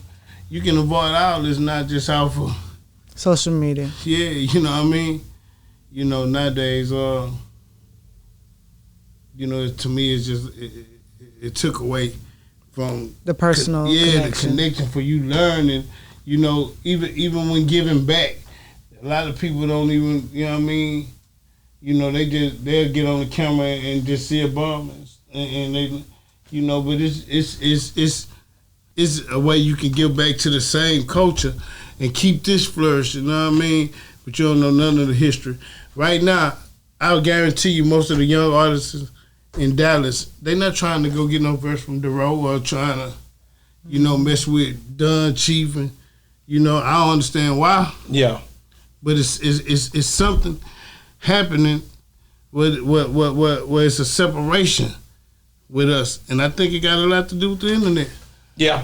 No, I know it got a lot. That is your issue. A lot of times it was watered down. A lot of times the essence of what we do is even like the writer's strike right now in Hollywood. Like it's a lot going on when you're dealing with the internet. Even the music, when it first happened, you had Napster and all that stuff. All this stuff just pretty much took away from the essence of who we are, bro, and what we do. That's what you're really seeing. Yeah, man. It was a time, man, them DJ conventions, the artists and the DJs connected. Like, we used to go to the conventions and, you know, nowadays, you got these artists that don't even see the importance of a DJ. Don't even see the importance of a, you know what I mean, interviewing with the, you know, they won't even do them. You know what I mean? You got some niggas who will say to their fans nowadays, I don't take pictures, you know. You know, I really think like it's something to where if you maneuver it correctly, that's why I was talking about Lil Kiki. If you put it in the right way to where you make them respect it, and it's hard to keep it from, because once you put it on YouTube, or they gonna share it everywhere. It ain't like I was really upset with Houston because they start being like everybody else. They had the screw tape and they had the regular tape when this was going on, and they was trying to be like some. I was really upset about that, bro. Me too. I'm being real. I seen that, nigga. I'm a hustler, so I'm looking at the double up, the bop bop bop. But I'm looking at like, damn, like it seemed like they was ready to get away from it, trying to be like the masses instead of holding true to what they were doing, because they were killing the game. We got our own lanes, man. Yeah. This is like Texas. We have our own legends. We have our own, thing, And I hate that a lot of these people right now in the game, I hate the fact that they are right with separating the artists. It's like more beneficial to them or something to have them separated. Even with the drill. Yeah. You get signed quick if you start doing that. Man, all you gotta do is really kill somebody. And then they'll come get you. Shit. Ain't that crazy? If you really if you really drill it and they find out and you get your interview on No Jumper and they know that you really did, your ass gonna be signed. Damn. Yeah, man. And that's sad and you said No Jumper, and the reason, and really sad when you say that, because they gonna jump on there with people. But they believe if y'all say this is a real driller, it's true. It's true. They feel like y'all did your research, academics. Yeah. This nigga here is a real killer. Oh yeah, he did. It's true. He gonna get a deal from any major label. That's crazy. I want to ask you about Nipsey, man. Did you have something? I want to ask you about Nipsey Hussle, man. He tweeted brother. About you. That's my brother, bro. I mean, like, how big was that? Like, and then I know you did the prayer, when he passed away, but just that tweet and just the way y'all intermingle. What was that? How was that? What is that? Mind blowing. Give me some details. I'm gonna tell you what make it even more crazy. I wouldn't know Nipsey if it wasn't for Mug. Really? Yeah, they went to elementary together. Mug stayed on Slauson. Mug and Nip went to elementary school together. Okay. I didn't even know that. Yeah, Mug daddy was in the service, so when he base to base, they linked up. Yeah, he was out there. So when Nip was coming up, we was coming up together. So we ended up getting real close. And when I seen that, like right now, and that's another thing about this gift God gave me, it bothered me sometimes because I see things so clear. Yeah. Like it's like a movie in my head. So I just seen him just when I looked over there, and it just shook me. But yeah, it's crazy like that. When I seen him get killed like that, I knew that we under attack. Yeah, I knew it. Man, I kicked him in the face and everything. Yeah, after he get shot, that was crazy, man. I took my wife over there, not after he passed away, not when they putting all that stuff in the parking lot. We went over there before that. We would go frequent that shop because we have a shop. This shop been here for a long time. Mm-hmm. So him being a person who owned a business and on that block, I want to see my kids working here. So I wouldn't seen his family, his daddy working there, Black Sam in there. I go over there. Mm-hmm. My brother, one made me go. He like, man, Nipsey doing some stuff over there like you, I'm like, yeah, I see the little nigga. I met him in Vegas. Me and him talk. Mm-hmm. And I was, I talked that talk. I ain't gonna lie to you. I'm just who I am, bro. I was like, nigga, you ain't been working. You know what I'm saying? On the music. I was messing with him. He was like, you gonna see. He was there trying to get the marathon ready. Then this was like 2010. Yeah, he stayed on my ass. He was working on that, and then showed me though. He brought, cause when I went over to his shop, I was so impressed with the way he laid it out. It was beautiful in there, man. He got a hell of a business. I still got the pictures on my phone. Like I never took them off. Like when I was going when he was first setting up. And he got a hell of a business mind. I remember when he told me, man, he was like, man, I can't wait to get 5,000 to show. Really? Mm-hmm.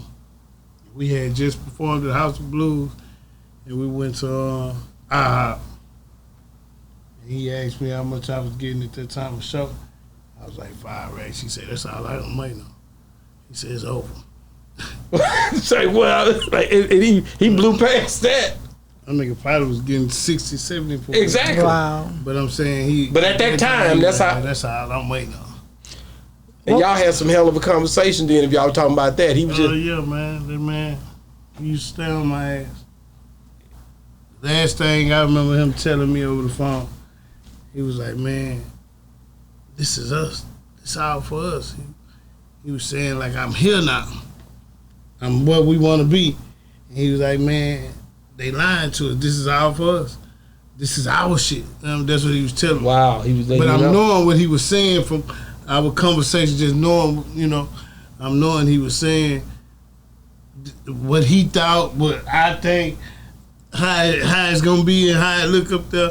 Like, we going to be out of place. Yeah. He was letting me know, now, we the ones supposed to be here. That's hard, man. That's hard. And for you and him to have a relationship where he felt that comfortable to pick up that phone and call you and talk to you about different things, really about insight is really what you say. It's insight. That's all we talked about. That's hard, man. We shared that knowledge with each other. That's all we talked about. He was telling me about when he started eating right now. Little shit. Oh yeah, with Dr. Sabi. Yeah, he told me when he quit sipping syrup, he was so happy. Yeah. What would you say is your biggest accomplishment to date? My kids. How many you have?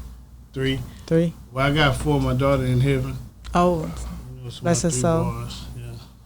How old was she when she passed? When she came into the world. Oh, okay. Complications. Yeah. Feel like she was here forever, though.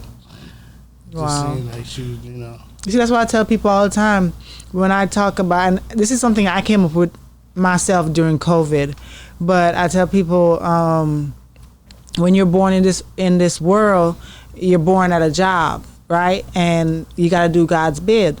And whenever you're done, He'll take you away. That's how I look on death. So that has no age.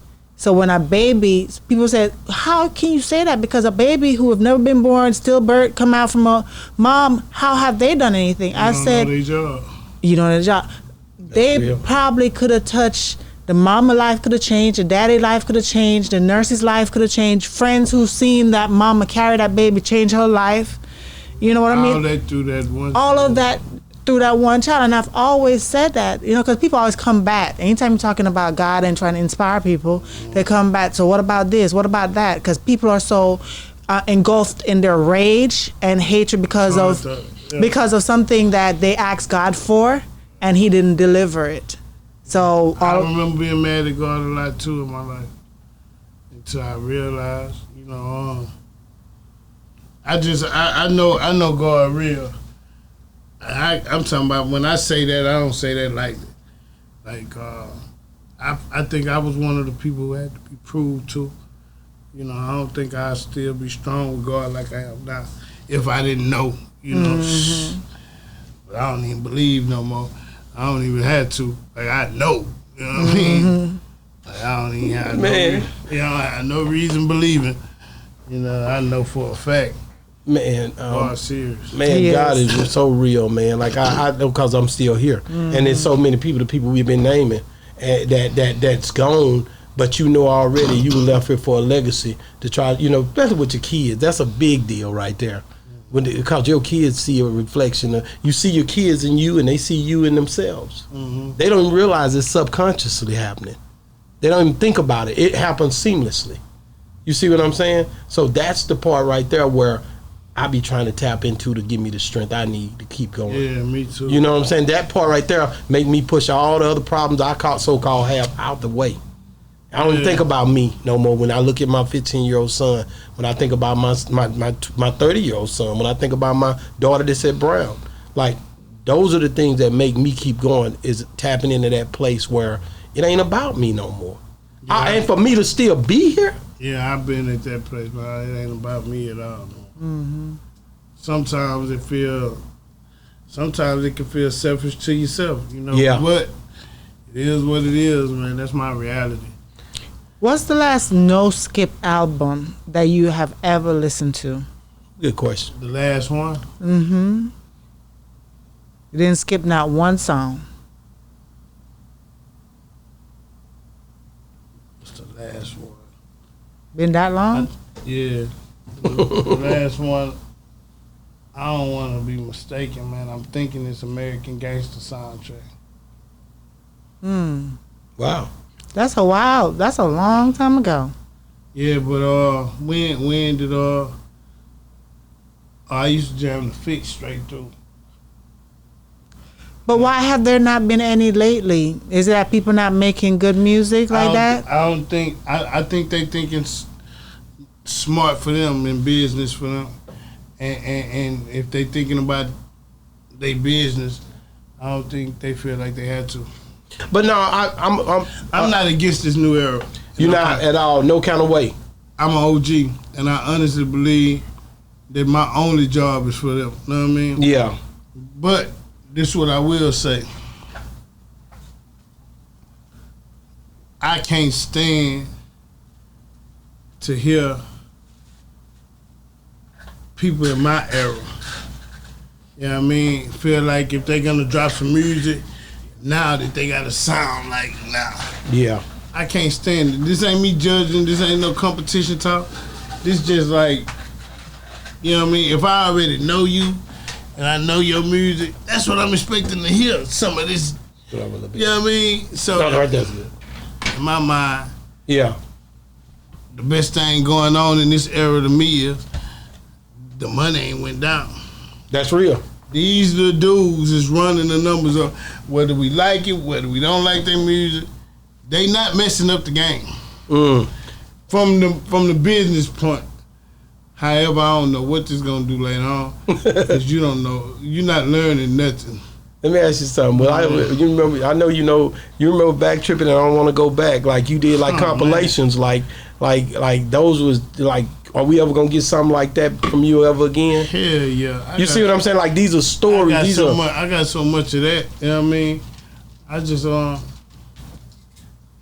all I know is this sad, right?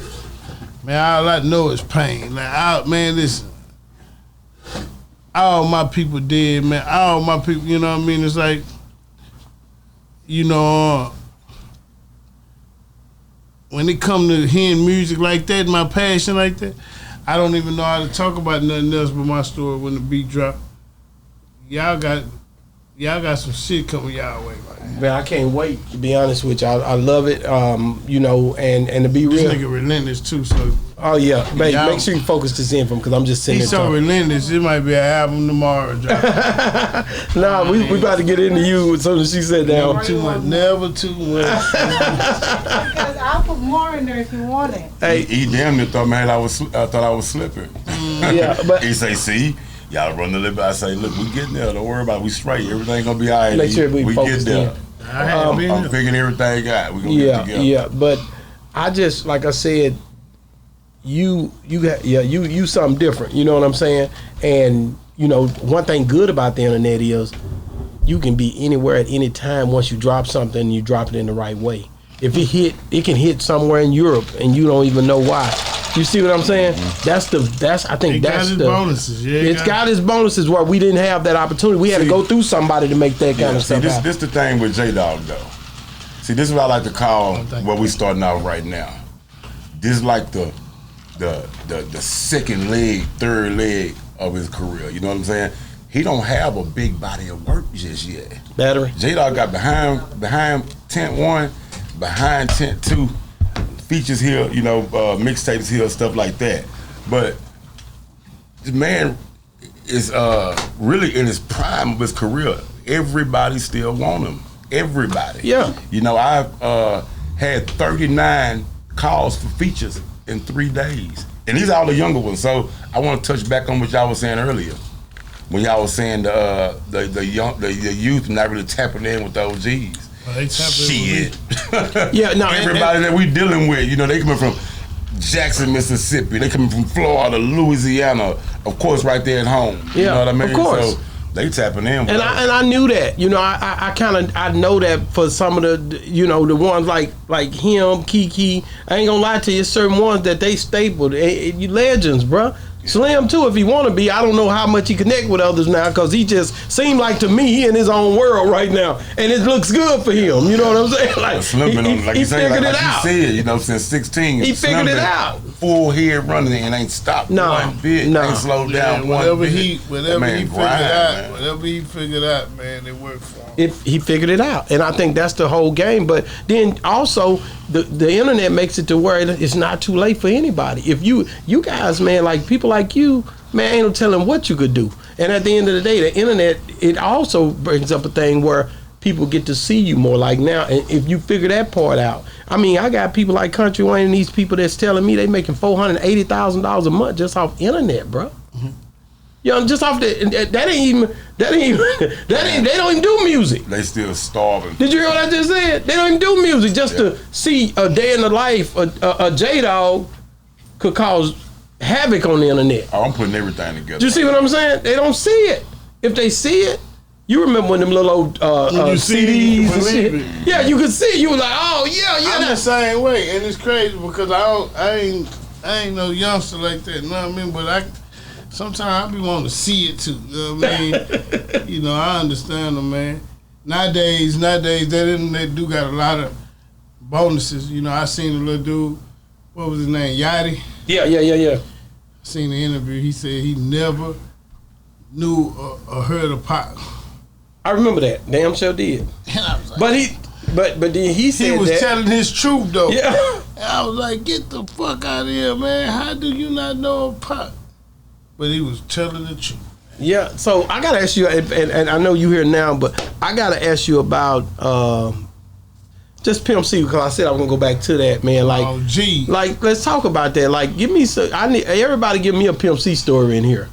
You know what I'm saying? I gotta hear like you mentioned knocking doors down earlier.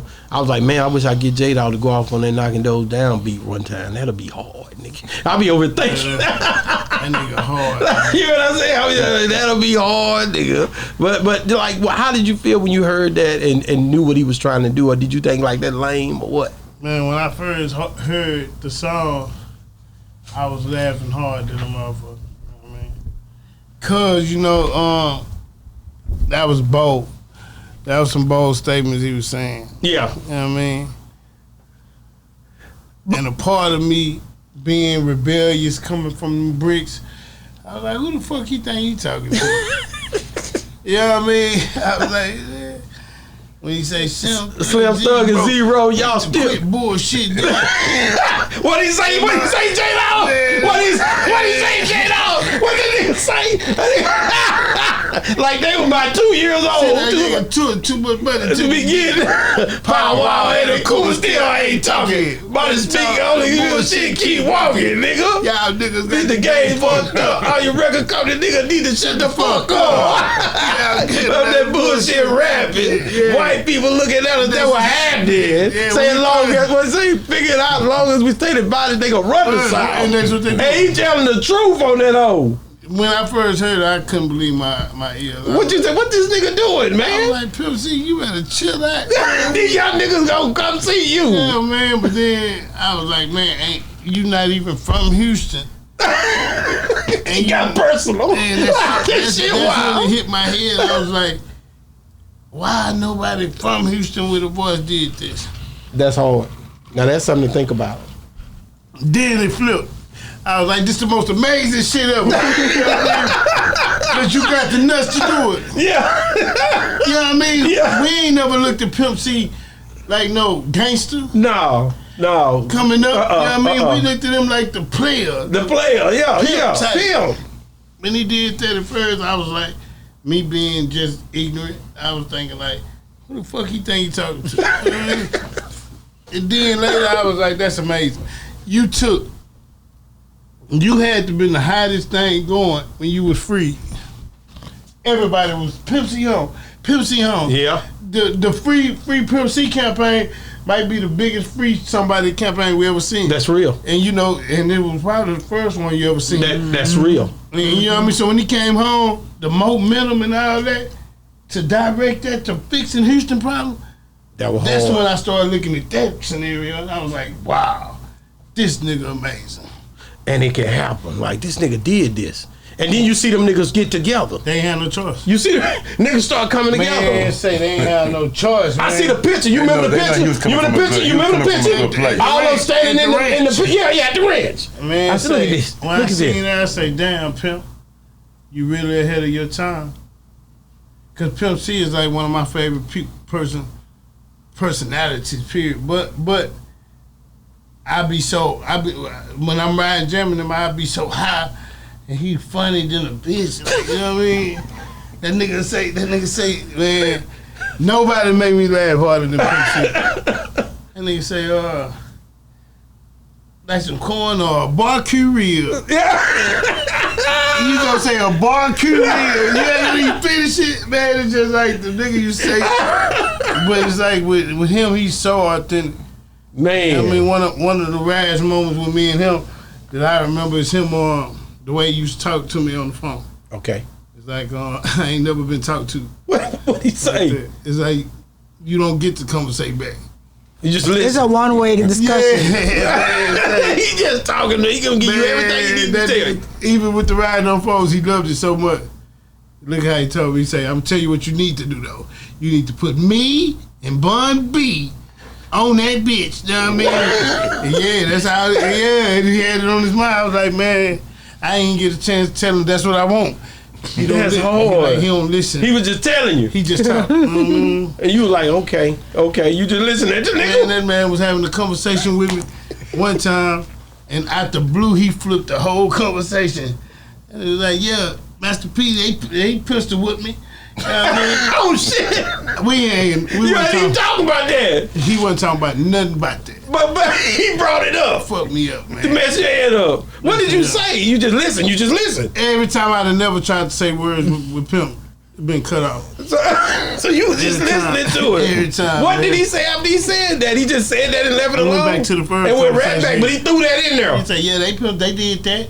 You know what I mean? And he went back to the whole nother. like it wasn't. It happened, but now I'm over here with it. Yeah, damn near That's- like. But it tells you how his mind was. He Because wasn't sitting there on it. anybody who does that, they're not a one-track mind person. They're everywhere all They at say once. that's how Pac was. And a lot of people told me that's how Pac was. You know, Badass Yeah. came out here and stayed with me for a little while. You know what I mean? Really? Yeah, just I don't know if y'all ever heard of an artist out of the city called Duke Gutter. No, I ain't heard of Duke Gutter. Where he from? Third Ward. Third Ward? Yeah, he a street legend. And he a rapper too, know what I mean? But that's his cousin. And, you know, he ended up bringing him to my studio. Wow. And you know, anybody who connect Pac, I want stories. You got to hear it. You got to hear it. Tell me about Tell it. me You one of watch the it. stories that you heard from him. It's damn near like Pimp C story. That's how they talk about him. Like he all over the place. One minute he'll be doing this, next minute he'll be doing that. One minute he damn near about to cry, next minute he. Yeah, You know yeah. what I mean? It's just damn near like Pimp. In today's society, they call that bipolar. Man, how would when you think about Pimp, and I ask these questions all the time before it's just producing, like, what was one of the songs that when you listen to it, you're like, damn, he put that together right. One day you hear, That whole go My hard, favorite don't song. it, bro? I can't believe he did. My Bruh, favorite I done talked to song. Ron and Spencer. I done talked to that whole. I done talked to Man, all of them. Now I talked to Bun. I don't know. I didn't talk to is 3-2 and Pimp. But boy, hey, Man, that to song know- is so cold. Do you know growing up jamming Pimp, I had to been at least damn near 20 or my late teens for sure when I realized that he was singing the choruses, doing the beats, and that rap. Yeah. I didn't Wow. even know that was that nigga on them Yeah, beats. yeah. When I seen it with my own eyes, that shook me. I couldn't believe it.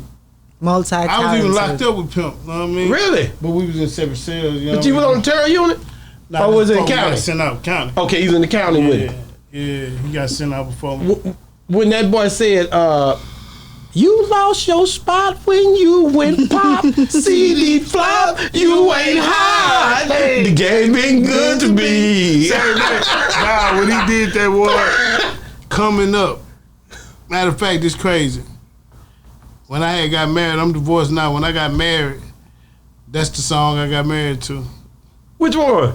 Can't let nobody hold me. You don't ever hold me, and I'm coming down. How you get married? You just remember that at the, or you That's walk what down I told her I was gonna get married to. That's my Got song. to have that one. That's my song. I don't know. It ain't got no words to do with nothing. Else, but it's just, man, that was my shit. That's that Luther Vandross remix. Yeah. You remixed that over, man. You remember that? You know, I'm an older cat. I'm thinking about where it come from. Pimp that nigga redone it. Is the king of redoing. Damn, now all the things he done, he took it from some old school people don't know it. Yeah. That nigga Pimp. Tell me something good, man. When I first heard that nigga, tell me something good. Woo, that nigga. One with a trigger when it was slowed down. It wasn't like I told Bun that in the interview. I said it wasn't like, and that ain't came out yet. But I told him, I say that first initial one, it was. I don't know if the cassette was going slow, but that hoe was slow. Like it was like one with a trigger, two with a back. It was like slower. The nine's faster when you look at it. He like that ain't the written verse. I know it ain't, nigga, because I remember what I heard that day. They sped that hoe up, man. I didn't think they thought it was gonna be a radio. That hoe hit hard, boy. God, that thing. But Pimp, he did Diamonds Up Against the Wood. Ooh. He did that beat. He did Diamonds Up Against That Wood. That nigga was singing that hoe, wasn't he? What's that song? What's the song he did when he first came home? It's on Pimpulation. Yeah. You gotta be. Damn, Which man. one was it? That beat was so cold. I think he got so much shit. I mean, I wanna be free. And when I'm buried a nigga getting high, he said, doom, doom, doom, doom, doom, doom, doom, doom, doom. That hoe was going so. That hoe was going hard. That hoe was going hard, bro. I can't believe Pimp C, even to this day, bro. I can't believe you was singing all of that, man, and you was doing all them beats. It's just like, even to this day. Ain't nobody else do that like that, never bro. seen them. You'll never see it again. It's different, bro. That nigga was doing that. And ain't nobody else done. That's why he my number one of all time. Yeah, he my I ain't gonna lie, like, even, I love Pac, don't get it twisted, but when people come on, they already know I'm finna tell them. The Pimp thing, it shut the whole, that's the whole show. Really? Yeah, Pimp C. Like that, without that, this show, I told Bun that this show wouldn't even been work. It wouldn't have worked. Yeah, Pimp. Because I'm in tech, and I love the nigga. That and that's why Bobo came through. That's why all this stuff happened. Steve B. Lowe's, all the stuff, all the people, Mr. Lee, all that was me trying to KLC. Getting them Pimp stores. That's all I was doing. Every nigga that knew Pimp, I'm on the, hey man, let me get this nigga over here. I bet you all our stories down there consistent. All of them. Yeah. Mike Jones. Man, I was down there doing that, what was that, pulling up, and my Bentley, I mean, yeah, he had a car wreck, like all these stories. I put all them hoes together. That's boss talk. Man, you know what I'm saying? That nigga is so crazy in his house, right? You gotta go to sleep at a certain time. Like when he go to sleep, I heard that. Everybody go to sleep. Wow. I never got to meet him, you know, but he don't. The TV's gonna go out. He gonna cut it. That's what old folks do. Lights go out. Everything go out. Yeah. That nigga crazy. Bro, that's grandma. Grandma do it like that. Think about it. You go over grandma's house, she shut it down. All the way down. Pimp is a real dude, man. I ain't lying. It's he got a lot of ways that'll make people question it. I guarantee you, if they keep questioning, they gonna come back to the same conclusion. Man, you know, a lot of people talk about the Jay-Z and all of the stuff he said. I just had Toe Down on here. He said some stuff. I was like, what? He was like, man, Pimp said this. I say, what the hell? Like, what my boy Toe Down? He was just on here. He just Today? left. No, last week. Yeah. Man, he came down to see me. So long. Them boys still working. Them boys, you know, they it's in here. Them boys gonna get to it. You know what I'm saying? I was real close with his manager, road manager, Mike Mo. Okay, I mean, okay. Mike You and Mike Mo close. Rocking about 15 years. Strong, Okay. You talking about Corey Moore and Mike Mo? Yeah. Yeah. That's how you and him. That's how you knew Pimp. Well, I didn't meet Pimp, Mike, but every time I was in the studio, that's all Mike Mo talked about. Mike moved to Atlanta. Was that Corey? That's Corey in Atlanta. Corey moved to Atlanta. I talked to him on the phone one day. He supposed to been coming on Boss Talk. I don't know if he's gonna come. I talked to Mike the other day, and I've been trying to get Corey. I need to call Corey. Trying to get one of them Pimp C stores. I don't need but one. Give me one, nigga. You gonna need a whole day with Mike Mo. You gonna need a whole day with Mike Mo. Boy, they got some stories. Man, so J-Dawg, man, like what's next, man? Like these projects, I know your manager, you got new management now. That's what we doing. Like so how long you guys know each other? Y'all knew each other already? Yeah, I mean, like we got connection through bloodline. It's like we been the same people. Okay. Just always been the same. And it fits. Yeah, it fit. You know, like me and Watts, been rocking for about It's about 15 plus Michael years. Watts. Yeah, Michael Watts. Shout out Michael Watts. And me and Watts been hip to hip for about the last, together about 15, 16 years, And we've been promoting, just all over the place. You know what I mean? That's what I was doing. Well, artists at first, early on, but I always had the business mind. I was in the business mind. Yeah. And me and Watts, like I said, about 15 years strong, just promoting every weekend all over the place. Well, what made you what made you link with J-Dawg though? Like what was the thing? J-Dawg was like he needs some solid management. Somebody like he said, I'm relentless. He know, you know what I mean. Just all the time, I'm gonna keep him on task. Yeah. Whether he like it or not, I'm gonna keep him on task. That's what you need. You know what I mean? A pull up. I'm waiting for the cuss out one day. You know where I'm coming from. I'm waiting for the cuss out one day. Nigga, they pull me up, man. Hey, you gotta get on top of that. Yeah. You know it. We talking that talk, man. I'm talking about 10, 15 texts a day, 30 calls a day. I'm messing with you. Don't know what pull up. No, they don't know. That's me and you, man. You don't know what pull up. You talking about Granny pull you up? No. Pull up. No, we used to this when you going through. You got to get them into the program. That's that TC program. That's TC, man. I went to that therapeutic community, man. I hit it with it. That's boss talk. Yeah. Send me your props like this. Thank you. I get on top of that. That's it.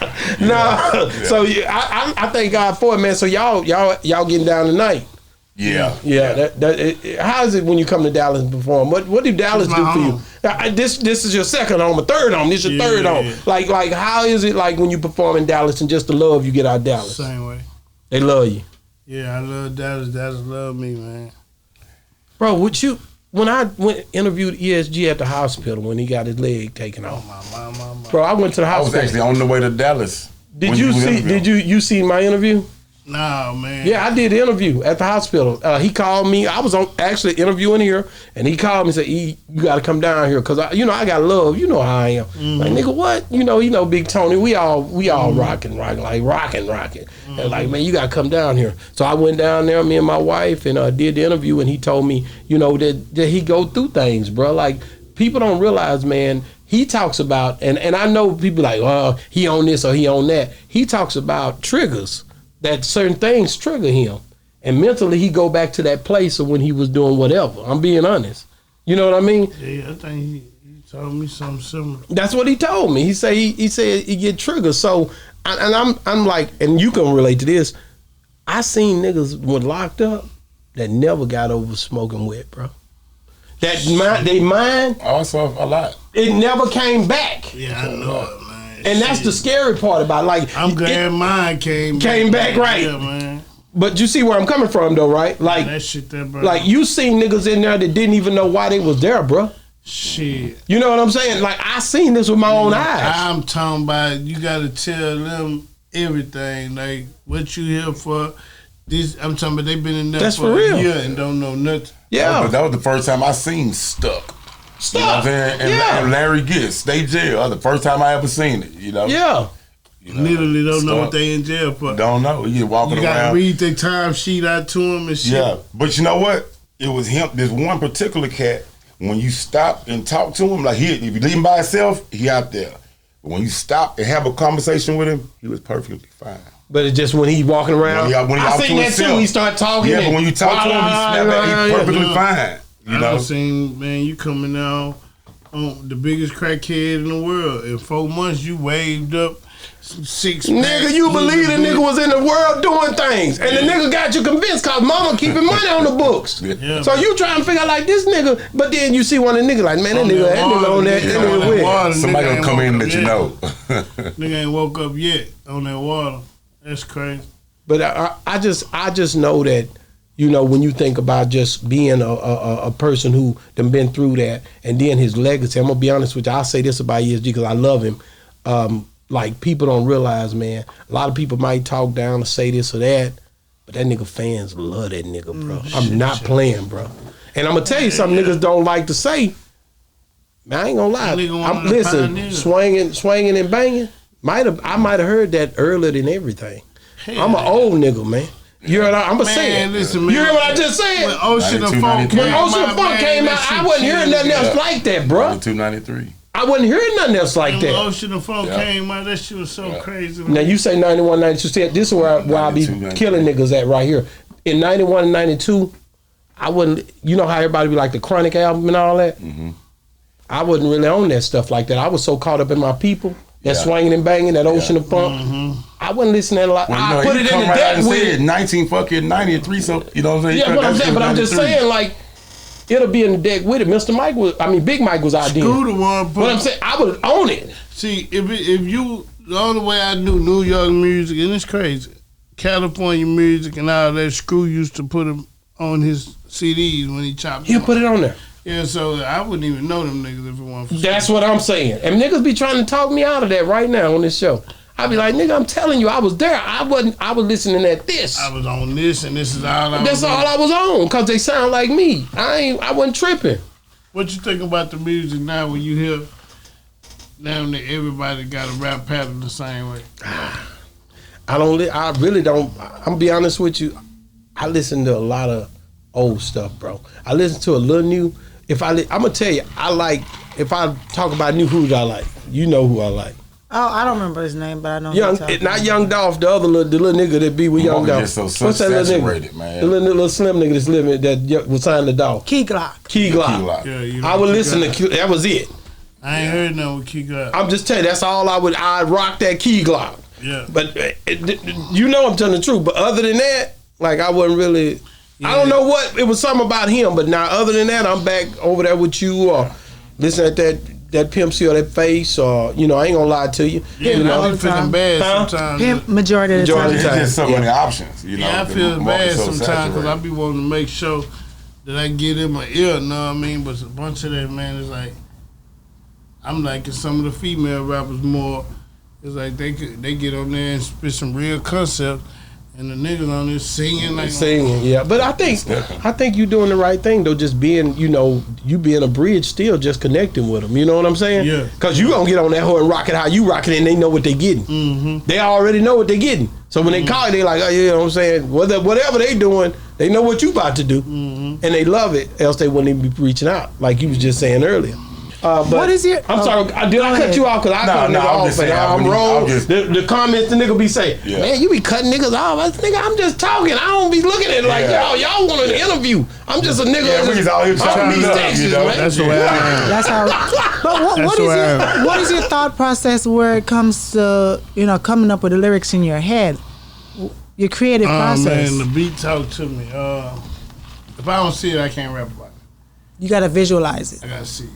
You know what I mean? So it's like a movie in my head. You know what I mean? That's the only way. It's crazy because I have a feature with some of the ABC raps. Mm-hmm. Them the hardest things in the world for me to rap. You know what I mean? It's as simple as this concept is. And he basically ABCing on that. That's the hardest shit ever for me to put together in my head. But if it's something that's thought provoking, I gotta see it though. I can't be passionate about nothing that I don't see. Right. Right. Wow, I can tell you right now, man. I'm a big fan. I love you, bro. You got to come back on Boss Talk. If I come to Houston, I got to find you. I come to the hood. I don't give a damn. You know what I'm saying? I'm being real. You know what I'm saying? We gonna because I got to do this again. We got to run it back. I got something special I want to do. And at the end of the day, we got to rock out. You know what I'm saying? Yeah, right now, I tell you, like we doing right now, this is a press run. You know what I mean? Yeah. I'm getting everything back active. You know, drop a couple singles, get a mixtape ready. First of next year, we finna rock out. Just tell me what we're doing. By 6 months, we're gonna be ready for it. You send me something, I'm gonna drop it. Meaning, far as I ain't gonna get these niggas my sauce. Y'all niggas just watch ball stuff. You know what I'm saying? But I'm gonna play with that music. You ain't got to worry about that. We gonna let them know we coming. You know what I'm saying? We for the end this thing, man. J-Dawg, man, thank you so much for coming on the show, man. Top 3 artists of all time, dead or alive. You didn't give me that, but I kind of know where you're gonna go. Any with genre. Yeah, top 3. In any order? Any order. Tupac, DMX. Oh man, that third one, the toss up. It's always that. Oh, the third one, the toss up, man. Cause, oh my God, I want to say Lauryn Hill. Ooh, that's a hard one now. Then, but you know, Bob Marley is my number one of all time. Oh, that, you know, she Jamaican. She ain't trying. Yeah, so it's like, man, out. And then CeeLo Green just amazing to me. You like CeeLo? CeeLo Green go hard. He amazing. Different. He's supposed to be in Dallas sometime soon. Really? I saw him on a flyer. Man, it's hard to say that third one. That third one always a beast, man. Who would you put in the place? Bob Marley. Bob Marley. Got to. He really my number one overall. You know what I mean, period. Is it because of the way he was able to transcend different elements of different places in the world? I don't know. It's the way he touched my spirit. Like, you know, when you listen to him, I feel him. Mm-hmm. Yeah, I got a connection with Bob. That's good. And then look, I was born hours after he died. Really? Wow. 5/11/81. Wow. Yeah, that's crazy. Look it up. Like, I was born hours after he died. That's crazy. Man. Yeah. So, man, hey, man, thank you so much for coming on the show. We love you, J-Dawg. And I know we're going to get to rock out again because I got something I want to lock in with you on. Yeah, I can't wait to rock this beat, man. You know, we going to have to make this real soon. Yeah, just let me know whenever you're ready. I have it for you. I want that beat, man. what it say on that? I'm going to send it to you. Send it to I got your number. Let me see if I got it. All right, let me shut this down. Hey, man, thank you guys for watching, man. It's been another great segment of Boss Talk 101 where the bosses talk. And we out.